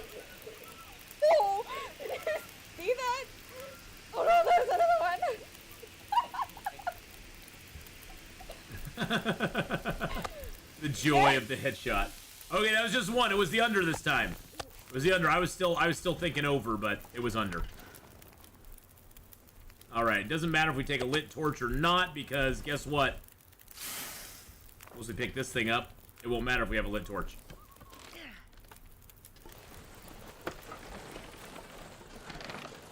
Now we'll go down to the cabin down here. Yay, for once the headshot, yes. For once you got the headshot. It's always so nice when you get that, isn't it? I always feel like, yay, I did it.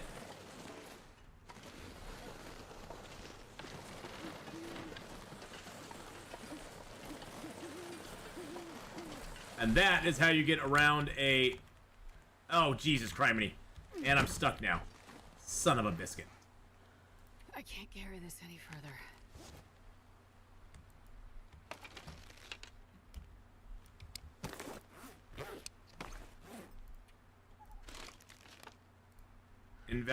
Invalid to drop it here, okay.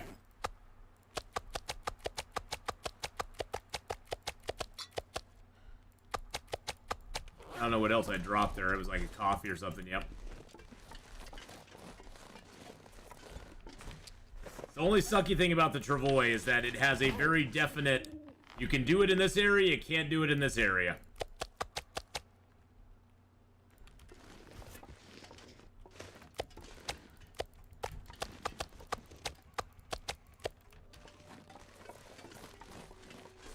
Yeah, we dropped the coffee. Not the coffee!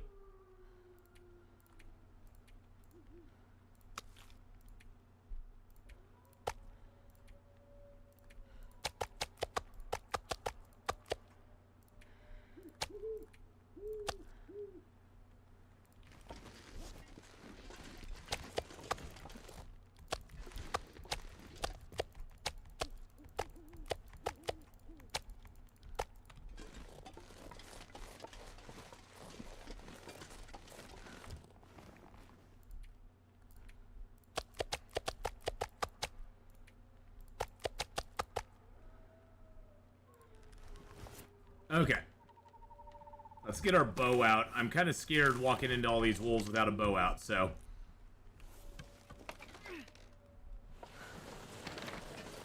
I always found it weird, too, what the game decides is uneven ground and what is not uneven ground. Like, sometimes you can be walking along and you're like, ah, this shouldn't be any problem, and the game's like, nah, you can't go here. And you're like, god dang it.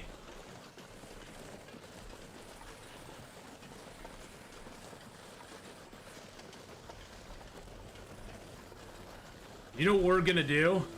The Mountaineer's Hut's right to our the Mountaineer's Hut is to our left here. You know what we're gonna do? We're gonna go dump a bunch of this bear meat at the entrance, and we're gonna climb down into Pleasant Valley and drop off the hide and the guts to cure down there. And we're just gonna leave a bunch of stuff down there as well, because we're needing to leave this zone anyway. This is our perfect opportunity to kind of get a extraction out of the zone early. We don't have any, there's no wolves in front of us, which is great. And we can just take all that meat and drop it off down in Pleasant Valley. That'll give us basically a whole bear in Pleasant Valley that we've already hunted.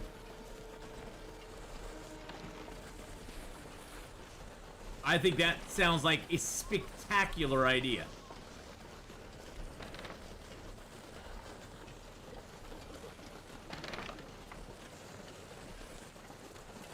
Except that we're going the wrong way. Except that I'm going the wrong way. Turn it around. Oh, look at our fire up there. Our fire lighting the way, boys and girls. Turn it around. We went the wrong direction. I need to go up here and to the left. See, even I get turned around on these things. The dark is, it's so dark. It's so freaking dark out here. I'll turn the night vision on for you. You can see our fire up. See our fire right up there.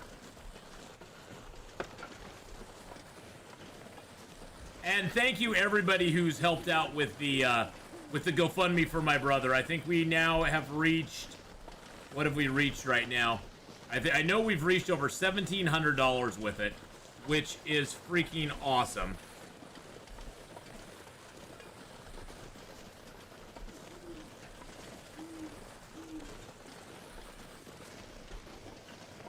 It's gotta sign me in, I guess. There we go. Which is good. I'm glad it does that. Yeah, $1,712. So thank you to everybody who's helped out, along with the $250 from Rusty Brazenfire at the very beginning. That puts us right about $2,000, which has only left my brother responsible for about $1,000 of that deductible that's had to come out. That he's had to cover at this point, which is just amazing. It's helped him out so much because. Yeah, with a deductible of $3,000 on his house insurance, that was a lot of money that he had to have out of pocket really quick. And because of all of you, you've made that load so much easier and so much lighter, and I appreciate it so much. So very much. The GoFundMe will be going through the end of the month because we have friends and family that are contributing to it as well. So, and I figured I'd just leave it out there till the end of the month. That way anybody who wanted to could come in and, you know, even $5 helps a lot. So, even $1 helps a lot. I don't know what the minimum you can give on GoFundMe is, but even $1 helps a lot. Every penny is much appreciated.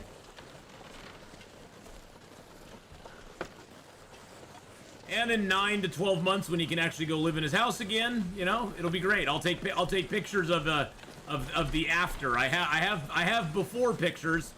I'll take pictures of the after as well, after the insurance company's done, you know, rebuilding his house for him. Actually, I'm going to drink some water because we're a wee bit thirsty. There we go. Let's pick up the travois.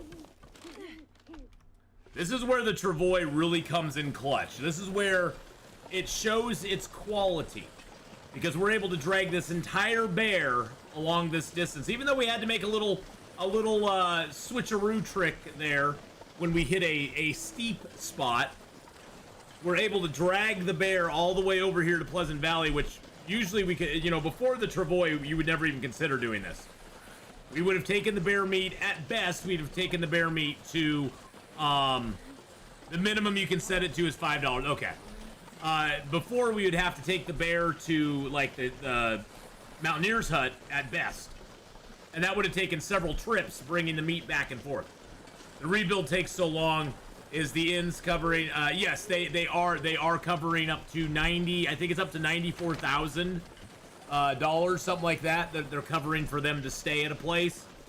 They just put them up at like one of those extended stay places. But I mean, honestly, it's going to use up most of that money. I mean, it's crazy. You think, oh, $94,000? That's a lot of money.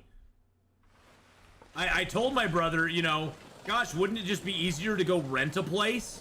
But he's like, the money. He's like, yeah, well, the money. It's not like they're cutting him a check for it. They just cover it. And I was like, wouldn't it just be easier to go rent a place for like $2,000 a month? I mean, you could go rent your own house. But you know, for them, it's like you know, for the insurance company, that's where they want to put them up. So it's like, well, that's what they're doing. But yeah, the rebuild's gonna take so long. The contractor they're dealing with, though, the gal they're dealing with is really good. And she thinks it's not gonna be a problem, so. Yeah, ours got us in an extended stay, but then they put us in an apartment. Yeah, that may be what they end up doing, too. Right now, they're just in the extended stay. But maybe they'll get. I just would have thought, you know, it would just be, you know, I would prefer to be like in an apartment or something, like a fully furnished apartment or fully furnished house or something, instead of like an extended stay place. But that's just me, I guess.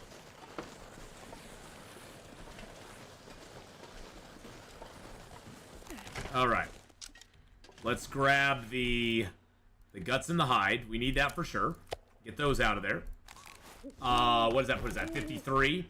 All right, let's grab some of the cooked meat. This pack is getting too heavy to carry. Good enough. Yeah, we're walking slow, but, you know, that's okay. They call me Slow-Mo Joe.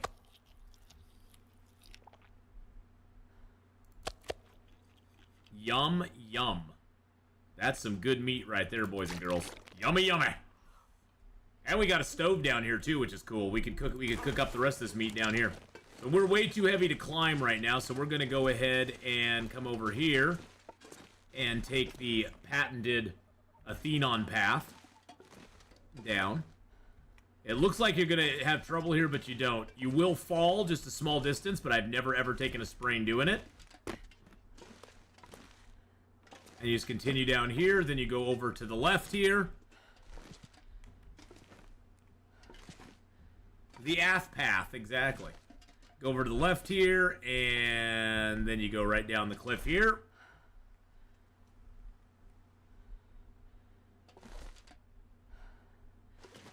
And then skate to that side, and kaboom, you're down. And then we get a sprain. And we're down, and we get a sprain. All right, then we're gonna drop all of this meat here. I love that. I love that how that. I love it how that happens. It's like you make it all the way down, and then it's like, oh, now you can have a sprain. And then here's our little cache of stuff we have here. We actually got some water here. That's really nice. What do we have in here? We got some of those here too. Okay, so first things first, what we need to do is we need to drop all these guts. Yeah, we get to spray it on the flat ground, you know, and drop that fresh black bear hide. Let's go ahead and put our leathers in here. Actually, for this, I don't need my lantern on. Put the leathers in there. Let's put our hides and our guts in there. Not my acorns. Let's put some of this. Let's put all that cloth in there. Let's put most of the cloth in there. We got cloth upstairs as well. Let's put 9 of those in there. I also have this. I also have this birch. I'll just drop the birch here too. I don't really care if it's orderly right now. Doesn't really matter to me.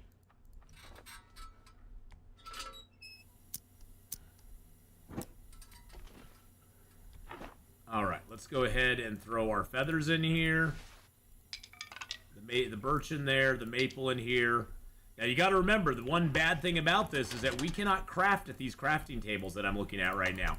These crafting tables are not usable by us at all. Unless, well, they are usable by us if there is an aurora. So if there's an aurora, we could use this crafting table. But other than that, there's no opportunity for us to use it.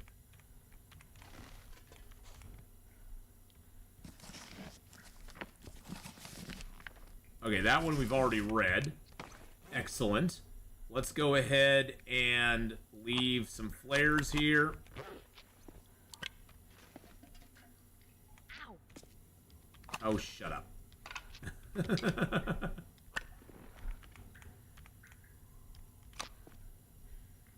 Oh, really? Seriously?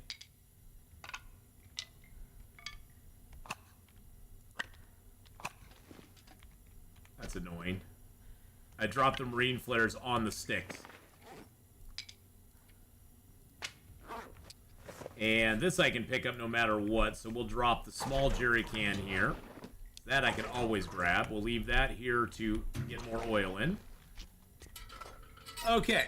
I have advice for your brother. Claim all of the list, claim all on the list of items they sent that you couldn't salvage. I rushed through and didn't claim everything. They don't give the value of what everything is worth, and then they go through the things the things the inns company store for you during the rebuild. We ended up having a lot of stuff missing. Yeah,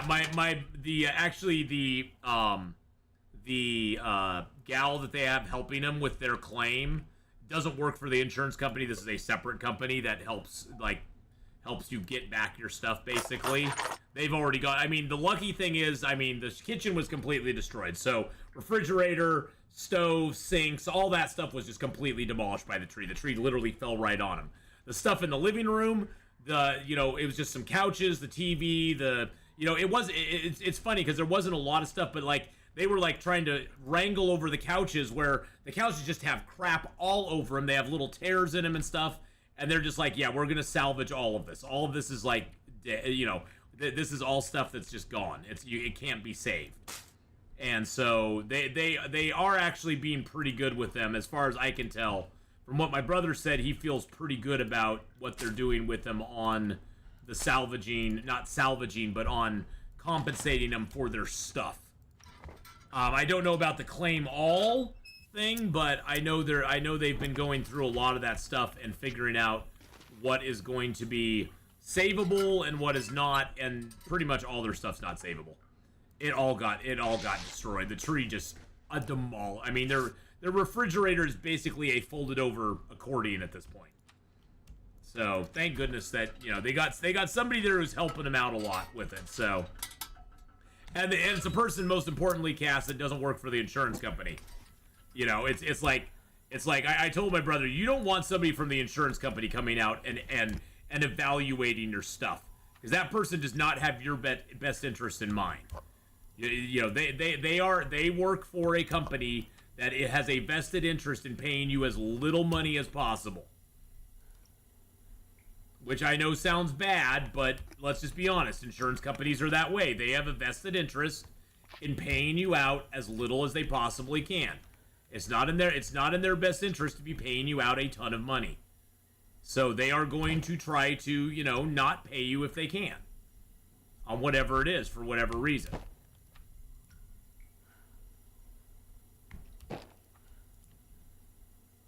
I mean, you see that with car insurance, you see that with, you know, you see that with any time an insurance companies are great as an idea. It's great as an idea, but the practicality of them is that an insurance company is just like any other company. They are there to make money, and they are there to basically manage risk, and that's why you don't buy insurance from a company that only has 5 clients, because they have to spread risk out. They know that something bad is going to happen to somebody somewhere, but they're just hoping and praying that it doesn't happen to a majority of the people that they have insured. That's why when like there's a major disaster, it can really screw insurance companies up a lot, because they're not prepared for a majority of their people to be hit by something at the same time. They are counting on probably 80 to 90% of the people will never file a claim, so that they can pay out for the 10% or 15% that need to file for a claim. They aren't in it to be your friend. I mean, that bottom line, they aren't in it to be your friend. They're there to make money at the end of the day. And they have shareholders and stuff that want them to make money. So they will look for any opportunity they can to say, nah, we can't cover that, or no, this isn't covered under that. And it's scummy. It's not necessarily them being evil. It's a scumbucketry kind of thing to do, but I understand it from a business perspective. That's why I don't put a lot of stock. That's why I don't put a lot of stock in insurance companies. When people are like, "Oh, the insurance company will take care of it," I'm like, "Yeah, if you can get them to take care of it. If you can actually wrangle it with them and get them to actually take care of it, yeah, they will. But you can't just go on the fact that they're just going to take care of it." I guess when it comes down to it, I don't trust insurance companies. And oh yeah, and after you claim something, your insurance policy usually goes up, which I think is the most hilarious thing, because it's like they're already managing the risk on the fact that they have, say they have 10,000 people paying into their policies. Okay, and of that 10,000, you know, say 5% of the people claim. Well, you know, those 5% that now have claimed would now have to pay higher policy rates, even though the other 95% of the people never have claimed a dime. How does that make sense? That part right there, I think, is super greedy, because honestly, somebody who's had something really bad happen to them, unless they habitually are having bad things happen to them, generally, once somebody has something like, say their house burns down, what's the likelihood, you know, if it's a complete natural freak of disaster, you know, say a lightning strike hits it and their house burns down, what are the odds of that person ever having that happen to them again? Let's just statistically talk about the odds of it happening to you in the first place, let alone the odds of that ever happening to you again. Maybe try refreshing Twitch. Twitch sometimes is really bad with that sort of stuff. So maybe try refreshing Twitch, because sometimes Twitch buffers stuff. It kind of sucks, but sometimes Twitch does buffer things, and it kind of is a pain in the ass.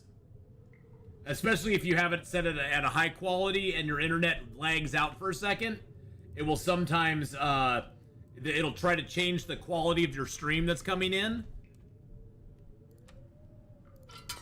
So you might just look at that.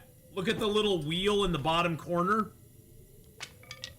Look at that wheel down in the bottom corner there, and click on that. If you have it set on auto, which I think it defaults to auto. If you have it set on auto, you want to take it off of auto and put it on an actual setting. Now, whether that is a high setting or a low setting is completely up to you. But if you take it off of auto, see, like right now the quality, I have it set to source. You can set it to 720p 60, 480, 360, 160. If you have it on auto though, it'll constantly bounce trying to find the best quality for what your internet is allowing. And so you can mitigate that a little bit by taking it into your own hands. Yeah, I usually try to change it to source as well.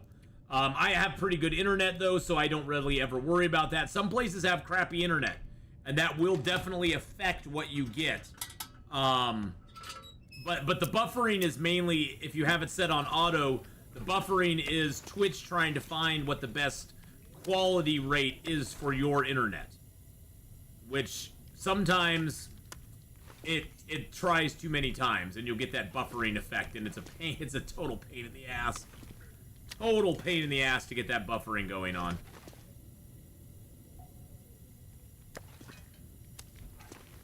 Oh yeah, once you claim something, your insurance always goes up. Invariably, if you claim on your car, your insurance will definitely go up. If you claim on your house, then you'll be more expensive to insure the next time you go to get house insurance. Oh yeah. I think it's kind of an ass backwards way to do it, because people that, claim, they probably are at lower risk of having something happen again, but insurance companies don't look at it that way. All right, let's go back up top. Now, if you burn down your own house, then you're uninsurable. Then yeah, your insurance will probably go up because you'll probably be uninsurable at that point. But if it's an actual accident, I don't think your insurance should have to go up after that. I don't think it should. I think it's wrong if they raise your insurance after an accident. Hey, Toko, how you doing? Thank you for the follow there on the Twitch side. All right, let's see what this does to our weight. Oh yeah, that's nothing. That's nothing. We can go right back down.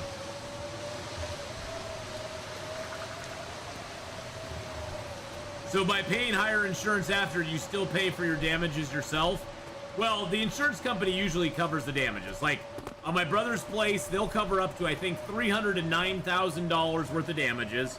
He's also getting like up to $94,000 in housing, in housing while he's out of his house. Loss of use, basically. I think they call it loss of use. And so, but after that, after they cover that, he's responsible for anything that's not covered in that amount. And his insurance will probably go up after this as well.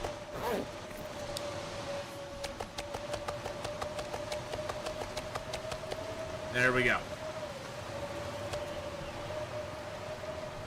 And that's the wonderful world of insurance for you.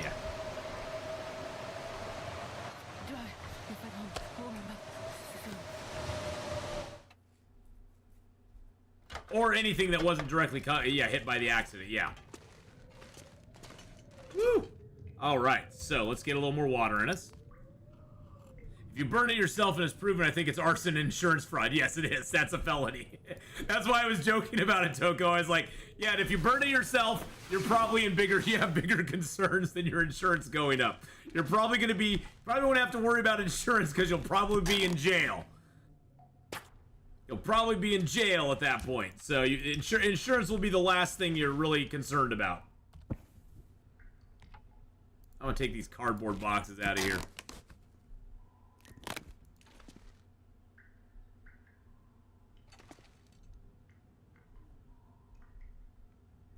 Okay, so there's that. There's our birch. There's my marine flares. There's my painkillers. There's the workbench. Okay, there's my cabinet. Where to go? Where to go? There it is. There it is. Is that the one? Okay, that's the one there. Okay, perfect. That's the same one there. There's the one that has the tinder plugs in it. Nice. Throw those in there. I will say, though, better to have ins than not, because they do cover a lot. Yeah, oh yeah, it's better to have insurance than not. I'm not encouraging anybody to not have insurance. That's the last thing I want to be saying. You just be very wary, be very aware. Don't just have this nonchalant, well, the insurance will cover it. Don't have that kind of attitude, because honestly, you have to always remember they are not on your side. They are not on your side. They're on your side as long as they're getting you getting money from you. But the moment the transaction is different, the moment the money's going the other direction, they are really no longer on your side. They are on their side, and they want to make as much money as they possibly can. And like I said before, I don't see anything wrong with that. It's just you need to be aware of it, and you need to have that in your mind whenever you're dealing with them, that they do not have your best interests at heart. They are in it for themselves, and they are in it to make as much money as they can for them and their shareholders. Bottom line. But as long as you keep that in mind, everything's okie dokie. As long as you keep that in mind, you're set, and just, you know, approach everything with them with a lot of caution.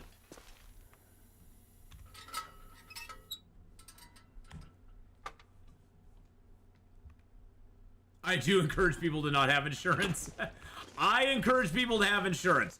I encourage people to not over-insure themselves, because there's a level where you can actually over-insure yourself as well. But I encourage people to have insurance. I encourage people to have health insurance, car insurance, house insurance, life insurance. You know, it all can be handy. It's a tool like anything else, and you can pick and choose some of it, what you want to carry and what you don't want to carry. I personally have a life insurance policy, because if I suddenly pass away, it's not much. It's only, I think I only have a $100,000 life insurance policy. But if I was to suddenly pass away, that would cover, you know, everything that my family would need. It would cover, you know, funeral expenses and burial and you know, all that sort of stuff. And it would cover getting my place cleaned out, and it would get, you know, it wouldn't put stress on my family. And it's like $30 a month. Because what are the chances of me dying? Not very great. It's going to be an accident if anything else. But it's good to have it. And I, you know, of course, have, you know, fire insurance. I have renter's insurance for my place, because, you know, if it burned down, I'd like to at least get my stuff back. And I have car insurance, because legally I can't drive without car insurance. But I kind of take the minimums. I have some money set aside if I really needed. I don't take high deductibles, or I take high deductibles. I don't take low deductibles, because honestly, if it's under $500, I'm probably going to take care of it myself, because I don't want to report it to the insurance company and have them raise my rates up. The benefits of, in my opinion, the benefits of having a $100 deductible versus a $500 deductible is not that great. If I don't have $500 to take care of a problem, then I probably shouldn't be doing whatever it is. Because the cost of me reporting a claim, say a claim is at $400, the cost of me reporting that claim over the time that they are going to charge me more money because I reported it is not going to be worth having that $100 deductible. If you get what I'm saying.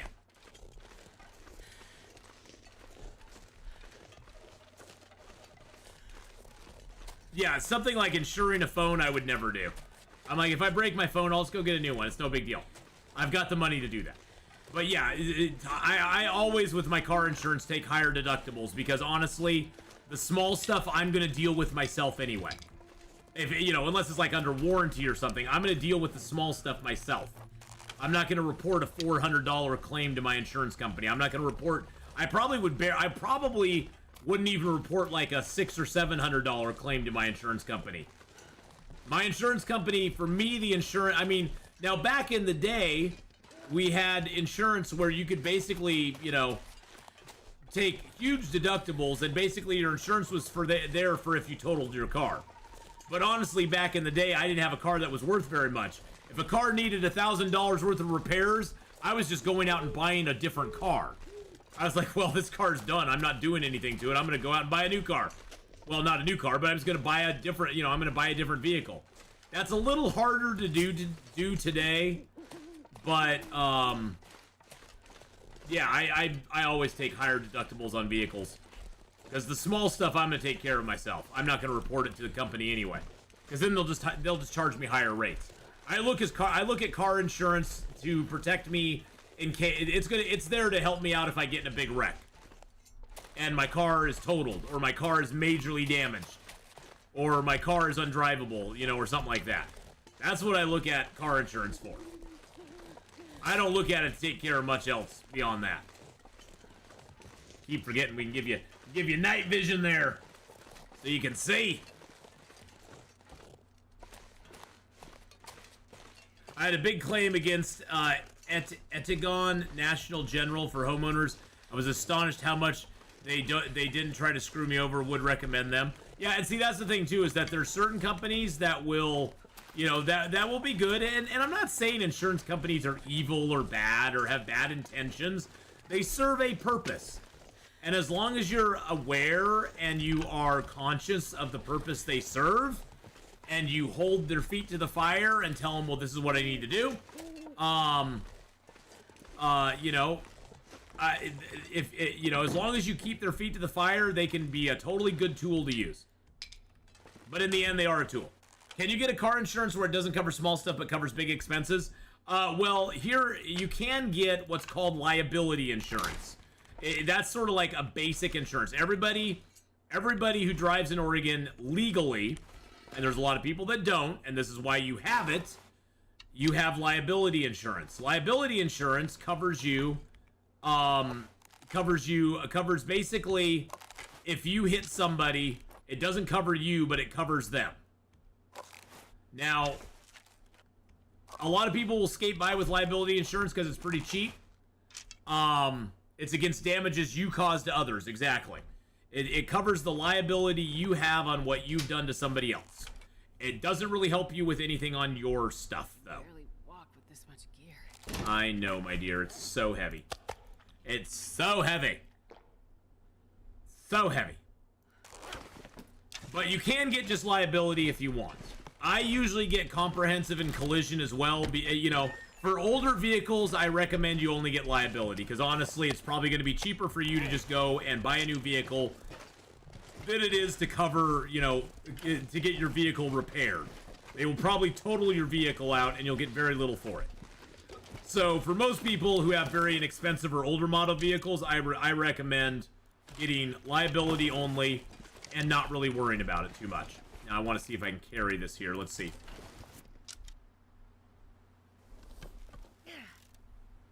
Now, if you have a newer vehicle or a little more expensive or fancy vehicle, I do recommend getting the comprehensive and collision, because that does protect you. If you get hit, that protects you from what damages other people will do to your vehicle, or even damages that you've caused your own vehicle due to being in an accident.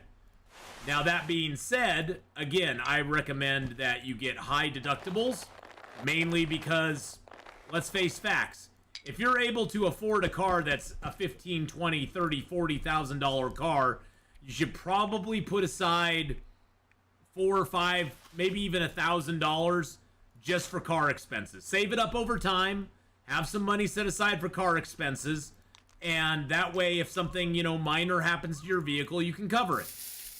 And that way you don't have to worry about insurance. You've already got it covered. And that's just kind of a smart thing to do.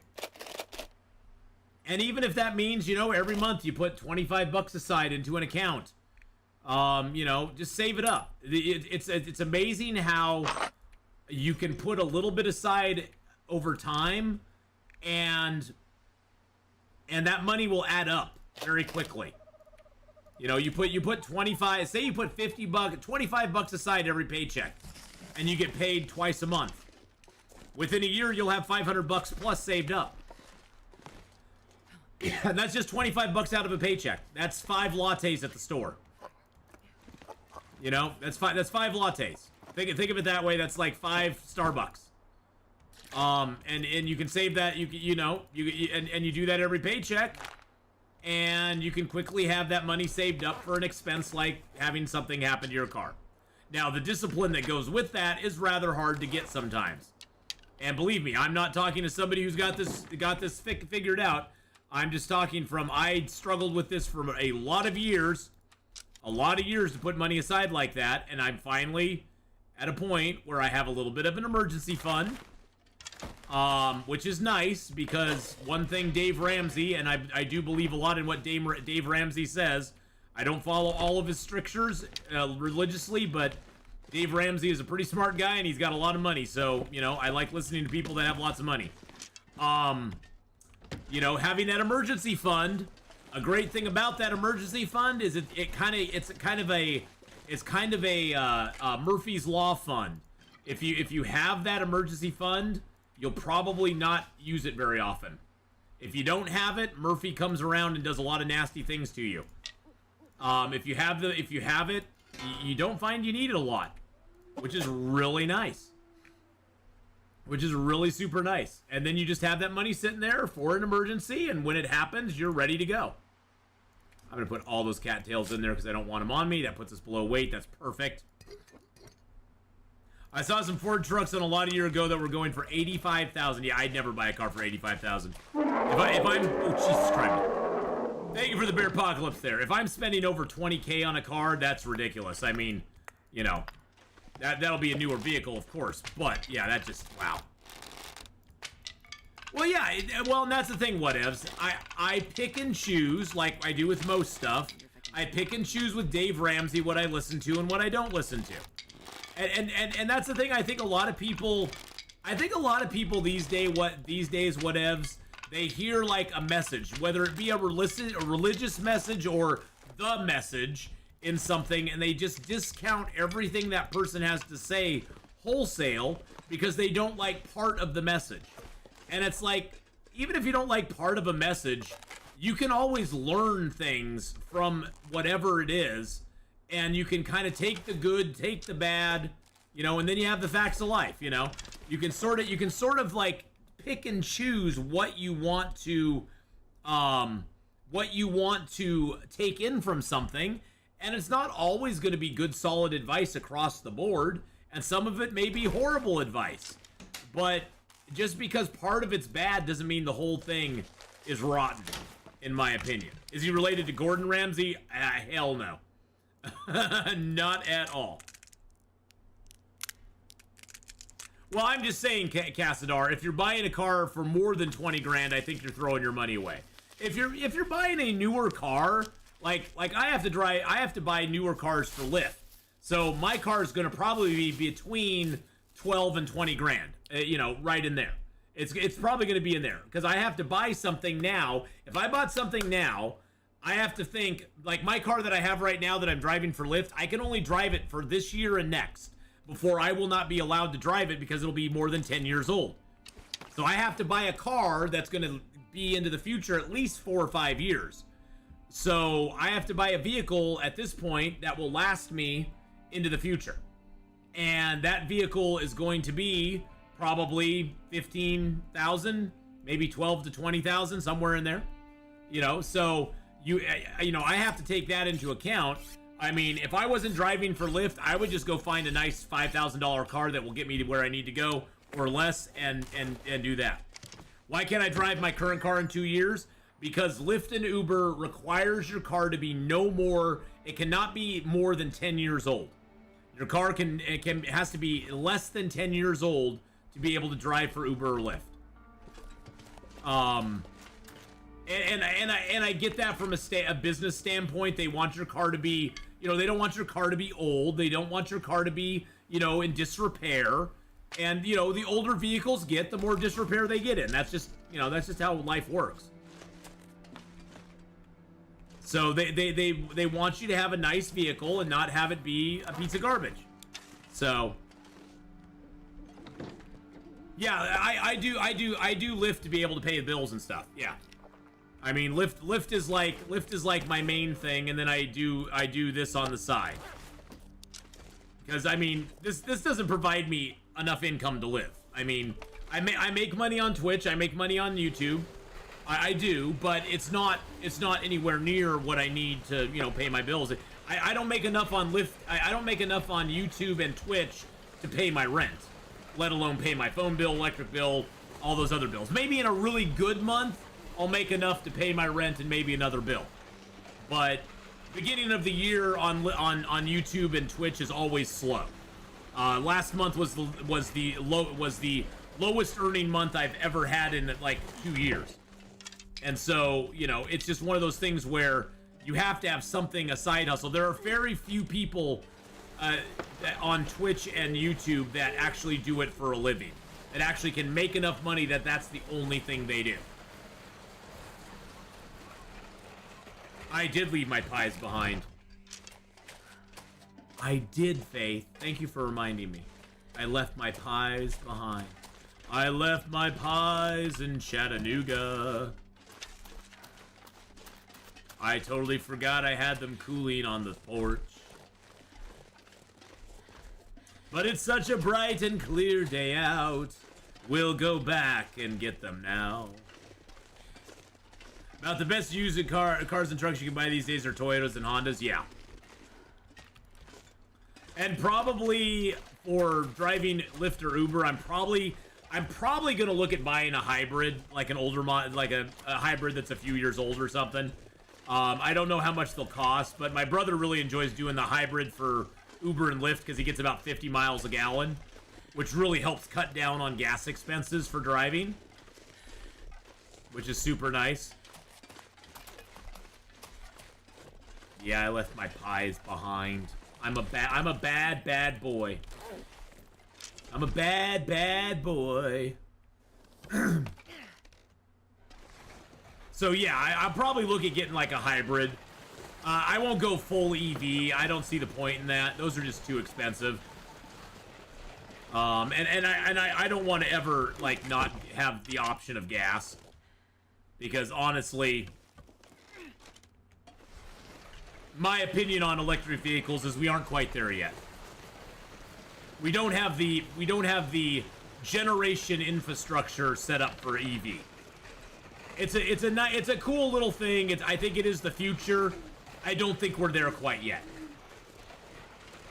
I don't think we're there quite yet. Internal combustion engines are irreplaceable in a way at this point in time.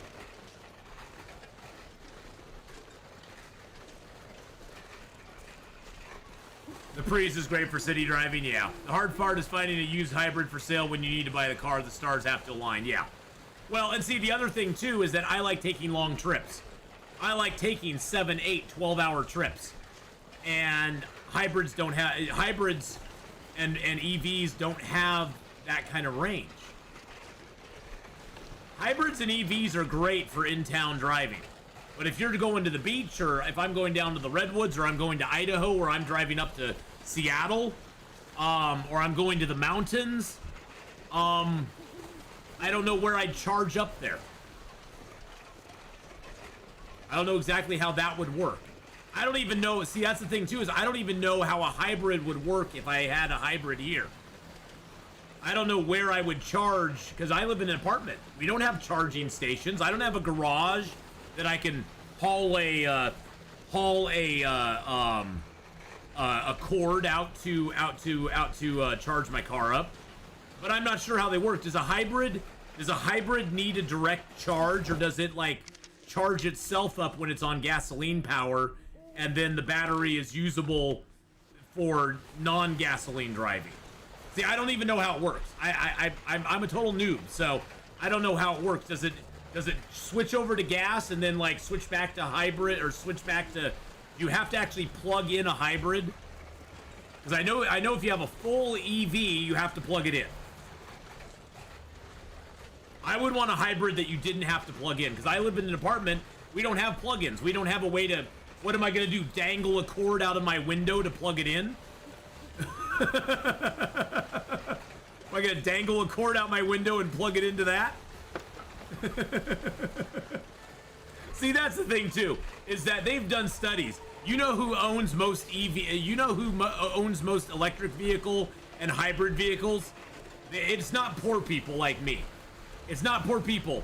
It's mostly very affluent people. And usually the affluent people that own a hybrid or an EV, they also own a large internal combustion engine truck or other large internal combustion engine vehicle.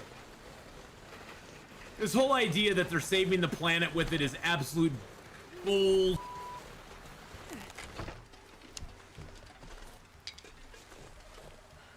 Ass neighbors just see a cord hanging out my window. Yeah, pretty much.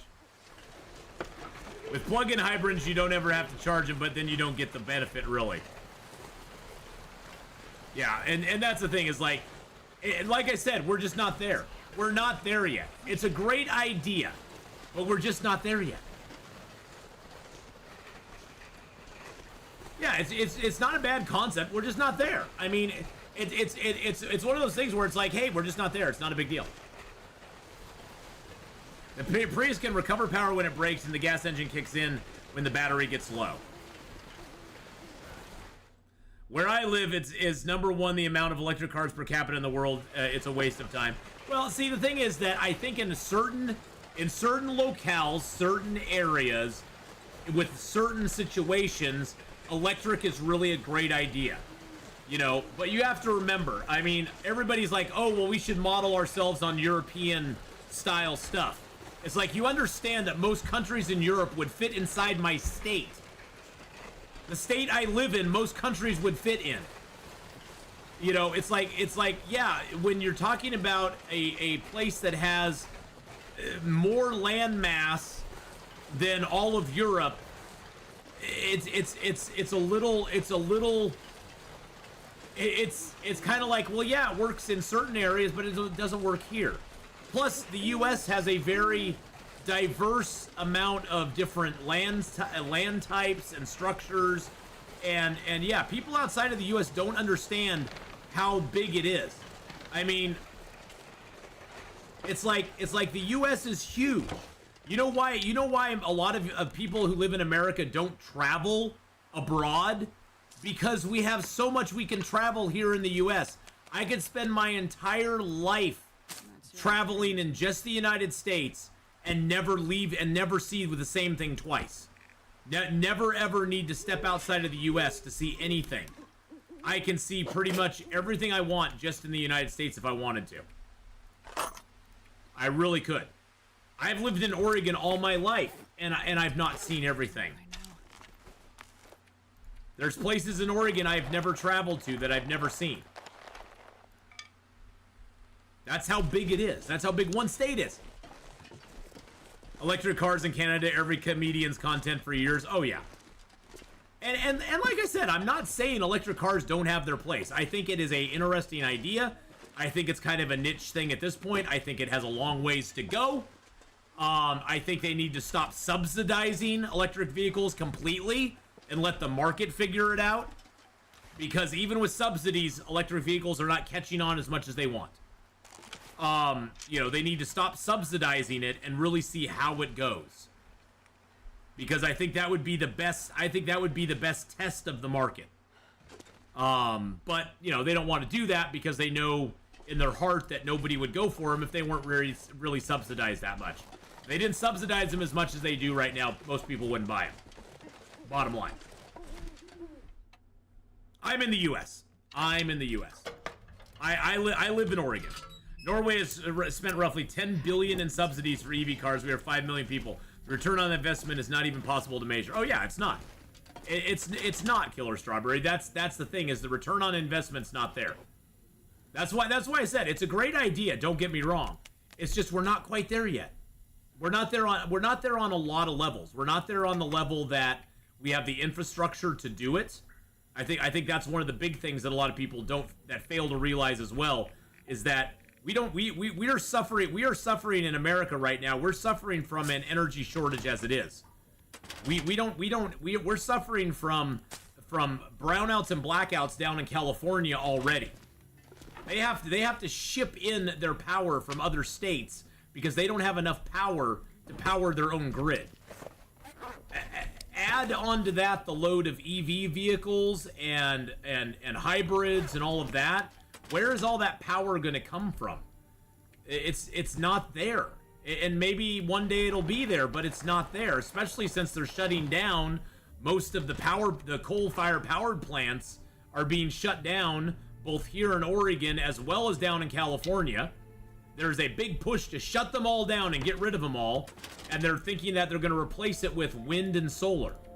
And it's like, okay, if you don't live in Oregon, you may not understand, but it's sunshiny in Oregon for about 3 months out of the year. And yes, I understand that solar power is not directly related to the sun hitting it, that it's UV light and all that, but it's not really great unless there's a lot of sunlight. And Oregon doesn't get a lot. The days are very, very short during the wintertime here.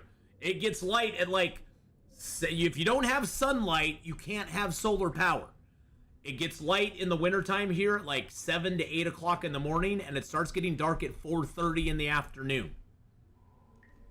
So even on the best of days, you have a very short window that solar power is collected. And so it's not going to be replaced by that. It's just not. It's just not. Hey, I know they'd love it to be, but it's just not. There's this little thing called darkness that comes about every once in a while. And in the wintertime, it's really dark for a lot of the time. Why do you think Oregon has a huge problem with seasonal, what is it called? Seasonal depression disorder? I forget what it is. It's basically a disorder that you have during the winter because you get depressed because there's no sunlight out. You have vitamin D deficiency. I've grown up here all my life, so I'm like, yeah, I don't care. I like it when it's winter. Seasonal depression, yeah. And that's a direct response to them not having a lot of sunlight during the wintertime. It's like written into the code.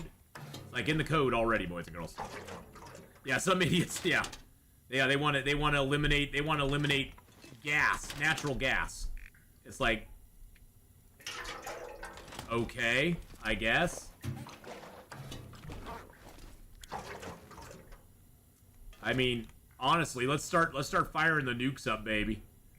Let's get that nuke power going on. That's what I say. Let's get the nukes. Get the nukes. Give me some nukes, baby. Not those kind of nukes, but nuclear power. That'd be awesome. We just don't, at this point in time, we just don't have the infrastructure for it, bottom line. We just don't. I mean, there have been cities that have turned down companies who want to turn their fleets of vehicles into EVs because they just don't have the power grid for it. They're like, we don't have the power grid to support that. Sorry. You can't do that in our city. What do you want? Send the nukes. If you accept the claims of climate change, the only viable solution to help that at this moment is nuclear energy. Well, I believe the climate is changing. The climate's always changing. I know that's the horrible answer that nobody in the climate groups like, but the climate's always changing. See, some of these people were not alive in the 70s when they were predicting the next ice age was coming. Some of these people don't remember that. Oh, let's forget about that because we were wrong. Let's forget about that. The next ice age was coming in the 70s. And then it was global warming in the 90s. And then it was climate change now because global warming didn't quite pan out for them. Global warming is a little bit too much of a broad term. It doesn't pan out for them to say global warming anymore because that has been all their models were disproven. And acid rain. Oh yeah, remember acid rain? That was going to ruin the entire planet. Acid rain was coming, and we were all going to basically be burned and melted into nothingness because of acid rain. The alarmists have always alarmed. It's happened. I mean, remember back in the Middle Ages, they had people holding signs saying the end is nigh, the end of the world is coming. It's one of those things where I always have found it humorous how man thinks that we have so much. Man is so arrogant that we have the idea that we are more powerful than the earth. That what we do on the earth is so powerful.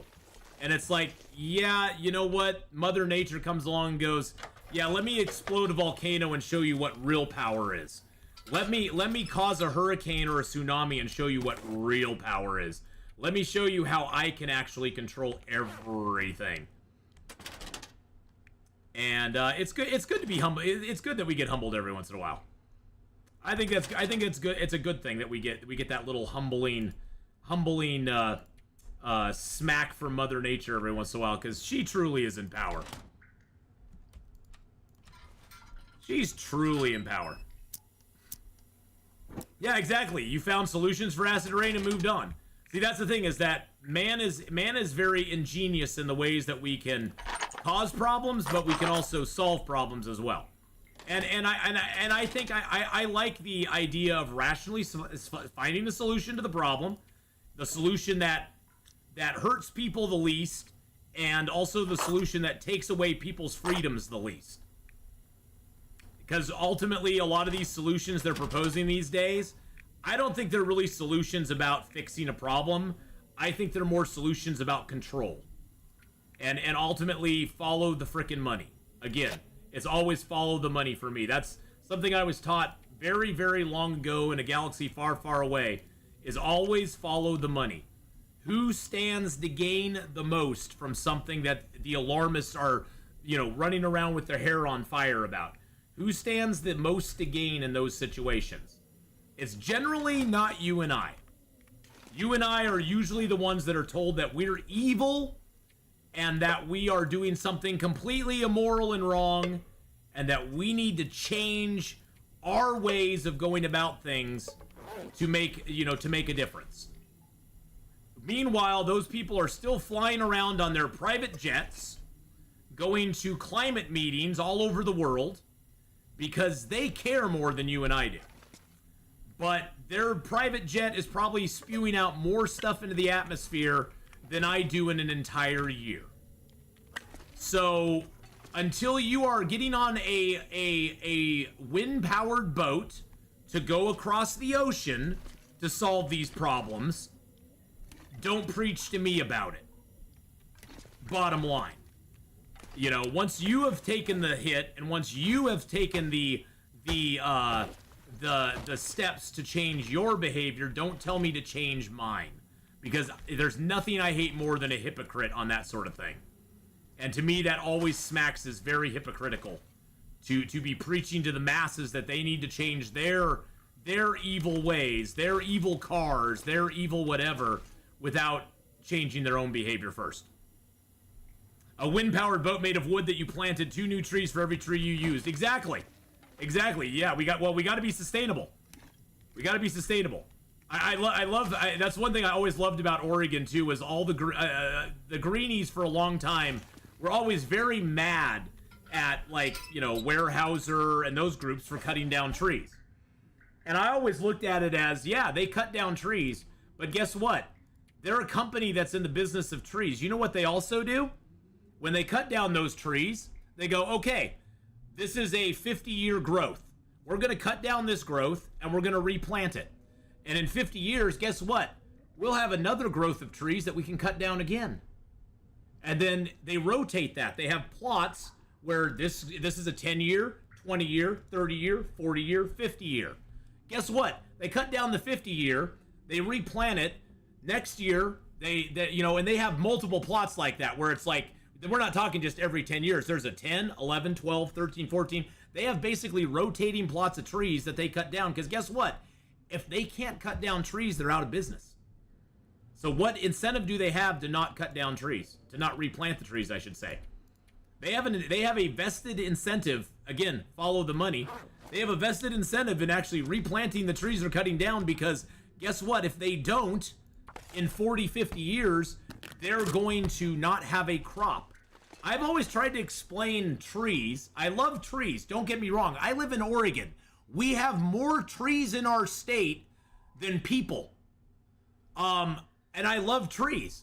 I've always loved trees. I've always loved the outdoors. My dad was a big conservationist. He was a big outdoor guy. He actually planted trees after the big Tillamook burn. His Boy Scout troop actually went out into the woods and replanted the Tillamook forest. So I have a little bit of a stake in this. I mean, I've loved it all my life. But forestry has always been about managing the forest, cutting the trees, and replanting the trees, to me. That's what it's always been about. It's that you want to get goofy about it and quote the Lion King, it's the circle of life. And trees, I've always looked at trees as a crop. You know, wheat is ready to replant every year. Trees, on the other hand, are a crop that has a 50 to 60 year span, where every 50 or 60 years you can harvest it. You leave it alone and you manage it in the meantime, but every 50 or 60 years you harvest that crop. And most of the big companies, I think Weyerhaeuser has been around. I don't know how long Weyerhaeuser's been around, but Weyerhaeuser's been around for my entire life. Weyerhaeuser Company, there, Weyerhaeuser Lumber Company. Weyerhaeuser, when did it start?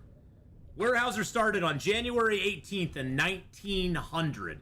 They have been around for 124 years. And they have a very big vested interest in making sure there's trees for another 124 years. You know, and that's the thing, is there's a difference between being a conservationist and being responsible for our natural resources and basically just being like, I don't want to touch any of it because it's mean and evil.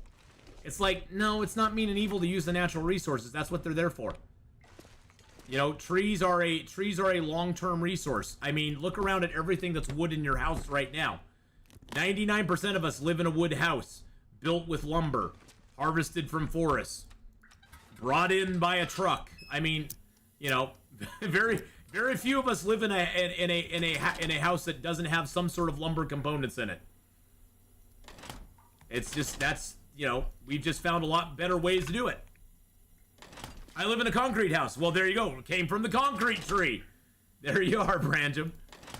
And trees, yeah, and trees are a total renewable resource when it's done right. And honestly, if you want to know, guess where most forest fires start in Oregon? Do you think they start on Weyerhaeuser's property, or do you think they start on the property the government owns? So who do you think is managing their stuff better? Believe me, 95% of fires in Oregon that start as wildfires start on government property. They don't start on private property. They don't start on Weyerhaeuser's property. And if they do start on Weyerhaeuser's property, they move heaven and earth to stop that fire as quickly as they can. There are fires that have started in Oregon on government property that they have let burn for literally weeks before they do much about it.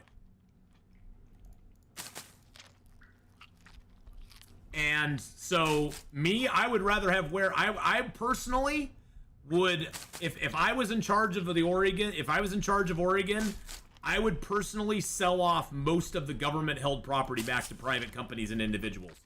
How's that for a libertarian point of view? That probably rankles some environmentalists right there, like, oh God. But believe me, as an Oregonian, I've watched how poorly the Oregon Wildlife Group has managed our forests. I mean, I've seen it firsthand. They don't manage it very well. They don't manage it at all when it comes down to it.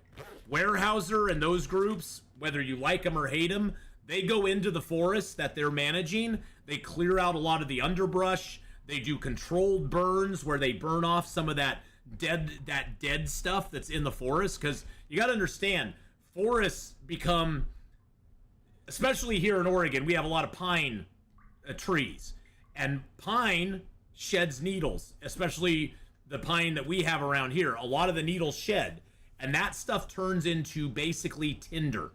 It is one ginormous tinder box that is ready to go up. And if you don't manage it properly, I mean, when I went hunting with my dad in Eastern Oregon, we would find areas that had probably a good 3 to 4 inches of literal pine needles that you were walking through.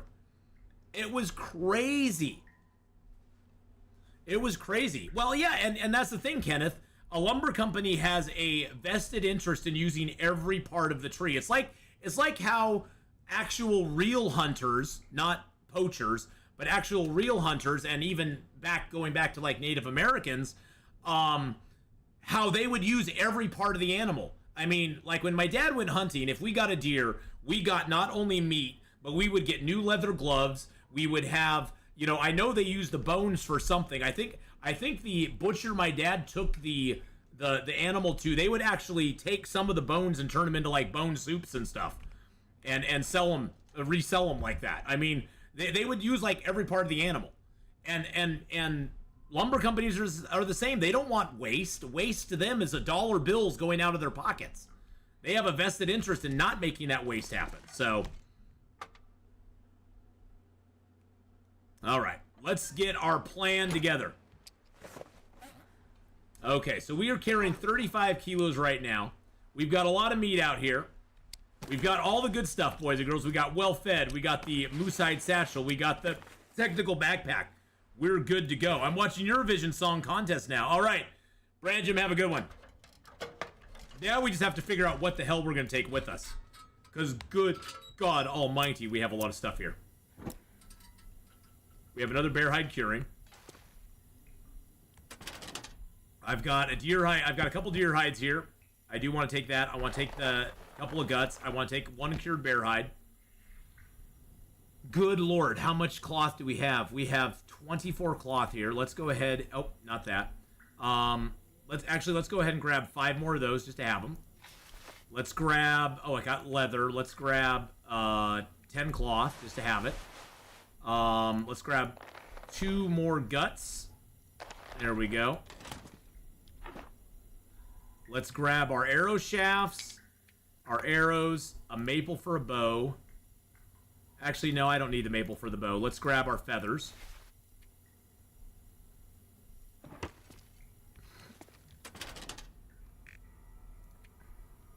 I do want my burdock root and all of that with me because I will use those. I'm going to take all my acorns with me and that. I don't need the metal on me. Let's see what else we have in here. I sort of want all my birch bark teas. I worked hard to get those and my stem. And I'll take the rest of my... I'll take a few of my... No, I'm just going to leave those here. I've got mushroom teas on me already. Actually, you know what? It wouldn't be a bad idea to put the mushroom teas inside of a thermos. Because I'll need my thermoses with me for sure. I need my flour. I know, we're already freaking heavy. I'm going to take that jerry can. We're going to fill up this lantern with the jerry can. So what you're telling me is you're a communist? Yeah, totally. Totally communist from day one. Oh, shoot. I'm loading... I haven't even brought my travois... Here we are getting ready. I haven't even brought everything else down from the travois yet. Oh my God, Becky. Look at her butt.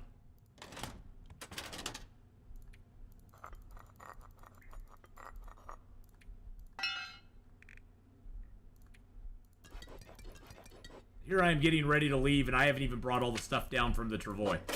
How silly am I? I've got the travois sitting up there. I was like, wait a second. I don't have all my stuff on me. Where's all my feathers? Where's all my good stuff?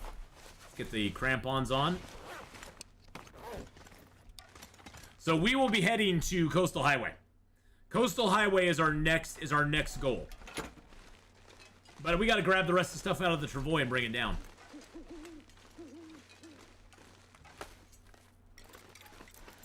The good news is Coastal Highway is right down the road from us here, so we're going to be able to get to Coastal Highway pretty easily. Pretty darn easily.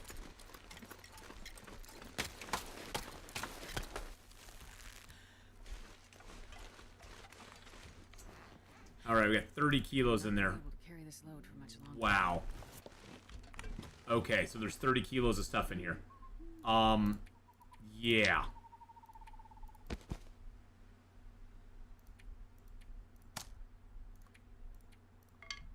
There we go. 51's a little better. It's all those damn sticks. Okay, I can do that. We'll have to come back up again. Just to get our sticks. Yeah, we pretty much brought everything from Timberwolf Mountain here with us. Which isn't a bad thing. Believe me. It's not a bad thing at all.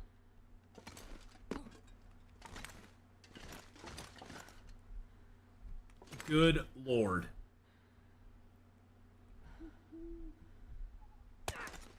Of course we got a broken ankle coming down there. Of course we did. Because that just makes total sense. Alright, let's get our lantern out. You know, actually, I'm going to just store some stuff right here. Let's just store a bunch of this stuff right here.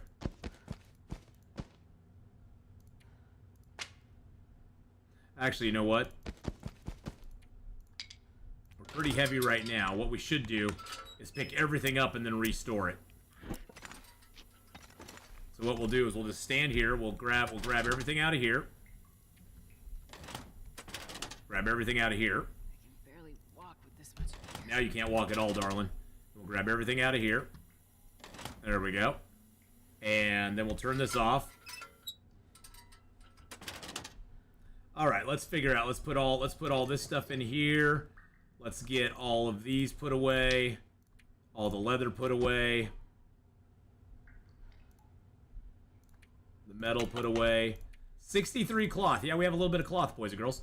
Let's get the burdock root put in here, along with the acorn grounds and the acorns. Okay, we can't put anything else in. Oh wow, yeah, we are low on space. Let's put the feathers in there. First things first, let's put all of the cloth in here. That's 6.5 kilos of cloth. Let's put the hides in here as well. And let's put the old man's beard in there. Ow! I love her. Ow! Let's put that in there.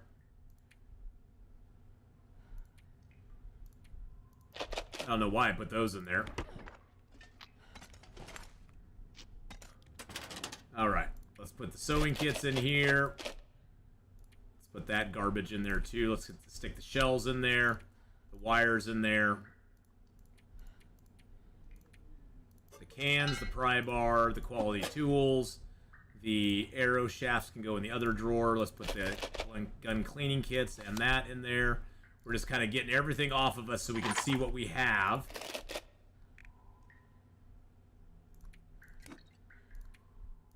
Get that off of me. Put the jerry can in there. The heavy hammer in there. The fishing trap. Some of the torches.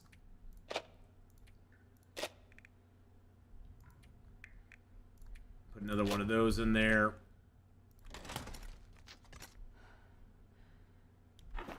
Wow, we have a crap ton of stuff. I'm not talking just a ton. We have a crap ton. Look at all the matches we got on us too. It's so beautiful. It's so beautiful how many matches we have. Absolutely love it.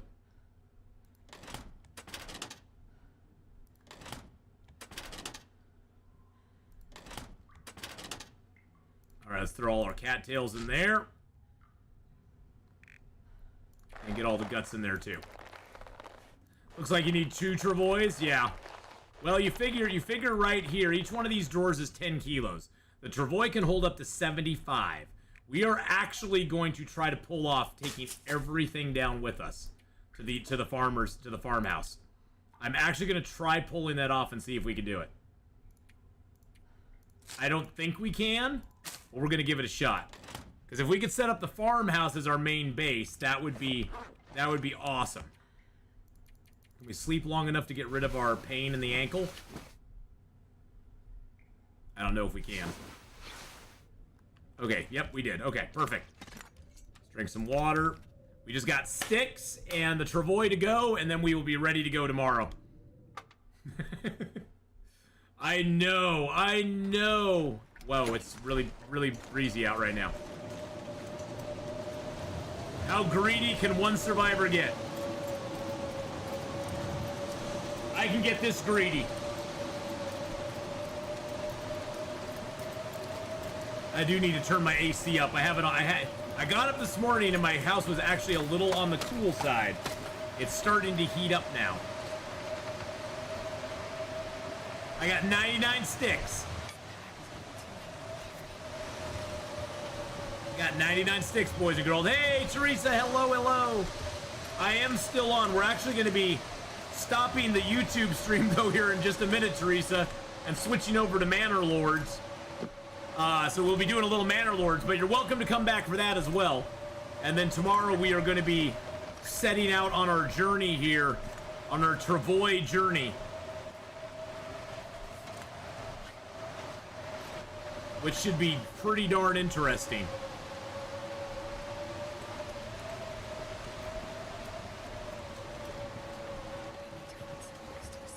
Yeah, well, we're going inside here to escape the cold. And we're just going to drop these 99 sticks right in here. It's so cold. We can't transfer all. We can transfer 66 of them. We can't even put all the sticks in the drawer. All the sticks will not fit in the drawer. Oh, that's so hilarious. That's so hilarious.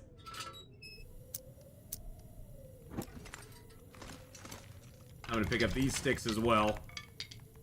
We have so many sticks. It's goofy. It's goofy. I need a Sherpa. I need a freaking Sherpa to take all my stuff with me. There we go. So we got 20 kilos of fuel right there.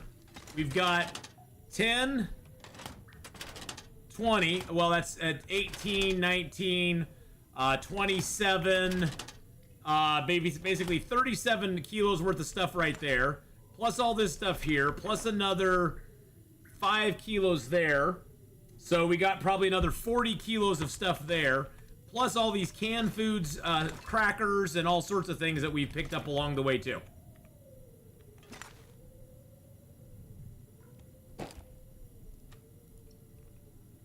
Look at all those crackers we have, man. Because you know what? Crackers don't matter.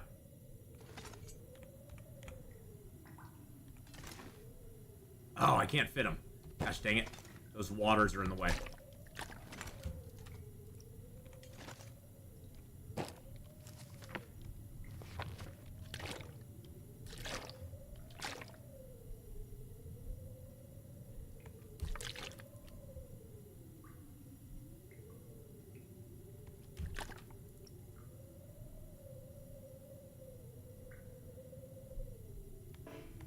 There we go. Oh, look at that. Look at that table. Wouldn't that be an inviting table? When you walk into a place, you're like, oh, look at all that stuff I got. Oh, man, look at all that coffee. Look at all that stuff I got. Yes, this is Interloper, boys and girls. But we got a lot of stuff, so it's just how I roll. It's how I roll. My animal pimp pants out of control. All right, so tomorrow we are going to have to figure out what we're doing, though. We're going to have to figure out what we're taking with us, what we're going to load up in the Travois and go with. It's going to be interesting, but for right now, we're going to be switching up games. We're going to be playing some Manor Lords. We're going to be continuing our Manor Lords file that we already have going. We have a pretty good village, and we got a farming village. I want to set up a mining village as well and get that going, so we'll have a new village we're setting up today as well. And we're going to be looking at taking over some more territory from the Baron that we're fighting against. And I'm gonna take a snack break, a potty break, turn up my AC. We're gonna go full chainmail today, boys and girls. It's gonna be full chainmail today. So I gotta get prepared for that too. I have to have the proper headset for it, the proper headphones for it. So I gotta go get my chainmail going as well. But thank you to everybody on the YouTube side who's come by and hung out with us today. I appreciate that very much. If you don't come back for Manor Lords, I will hopefully see you tomorrow for Long Dark. And remember, tomorrow's Long Dark is going to be that's the only thing we're streaming tomorrow, because in the afternoon I'm going out to my mom's for Mother's Day. Don't forget to say hi to your mom. Give your mom a hug tomorrow. It is Mother's Day. And you need to let her know how much she means to you. But if I don't see you back on the YouTube side, have a great one. It was wonderful having you here. And we'll start the YouTube up in just a few minutes. And I will see you then. Bye-bye.